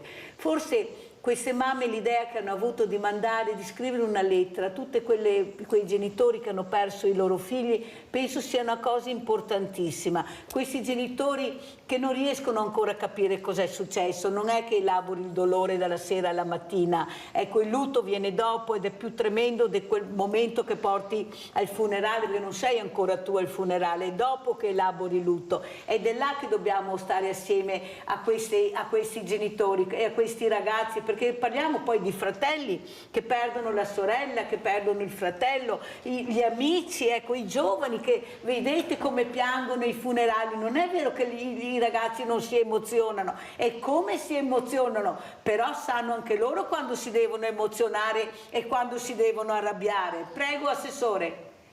Sono d'accordo con te, senza contare la rabbia che c'è in alcuni casi. Abbiamo sentito la mamma prima che diceva alcune, era più di una, che appunto il figlio era morto per causa di qualcun altro che non ha pensato né a se stesso né agli altri quando si è messo alla guida, quindi figurarsi, cioè, la rabbia è estrema, e poi c'è tutto l'iter giudiziario che parte, tu stai ancora soffrendo, sei proprio fresca di dolore e devi pensare anche a tutte le conseguenze che vengono dopo questo, quindi credo sia difficile sin dall'inizio. Assessore, adesso devo correre perché il tempo è tiranno, ma sai cosa è capitato quel pomeriggio, l'8 marzo, l'altra sera, venerdì?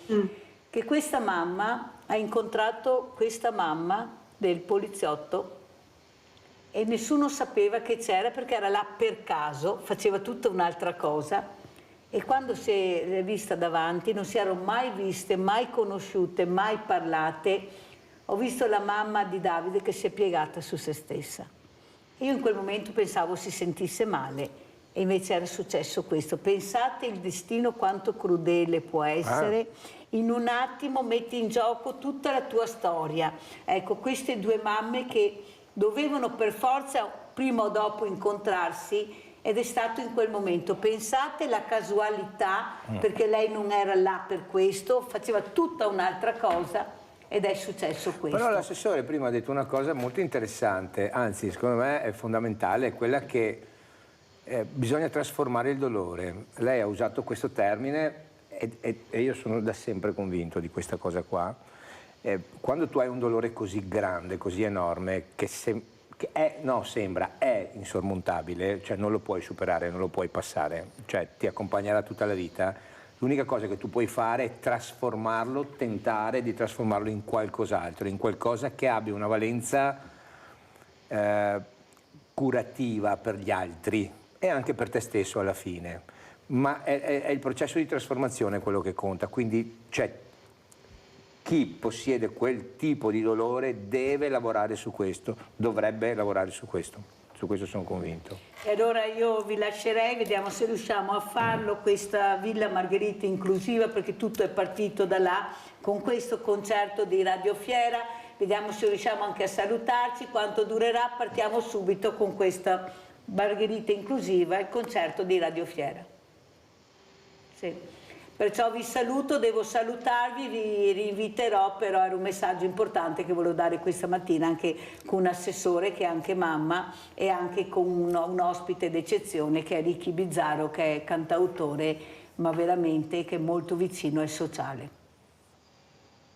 Urlando come i lupi affamati nella steppa statale, era la canna, io funzione per portato, loro erano il proiettile preciso arroventato, c'è un allarme generale, vedi, bisogna andare via, c'è un allarme dentro il cuore e non so che cosa sia, è come un canto di sirena che mi sta portando giù, o troppa vita da bruciare.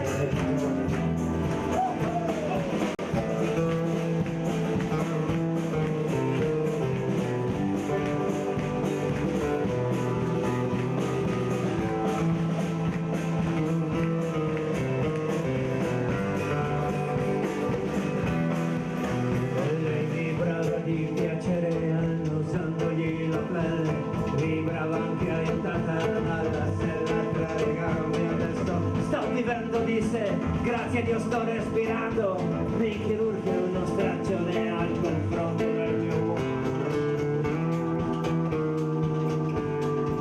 Jim Morrison ha detto che nessuno ne sarebbe uscito vivo, io sto scappando dal paese, dalla fabbrica e dal vino sto scappando, ma resisto e rimango tutto intero, picchio come Black Macigno e terrorizzo l'uomo nero, c'è un allarme generale per me, bisogna andare via, c'è un allarme dentro il cuore, non so che cosa sia, è come un canto di sirena che mi sta portando giù, ho troppa vita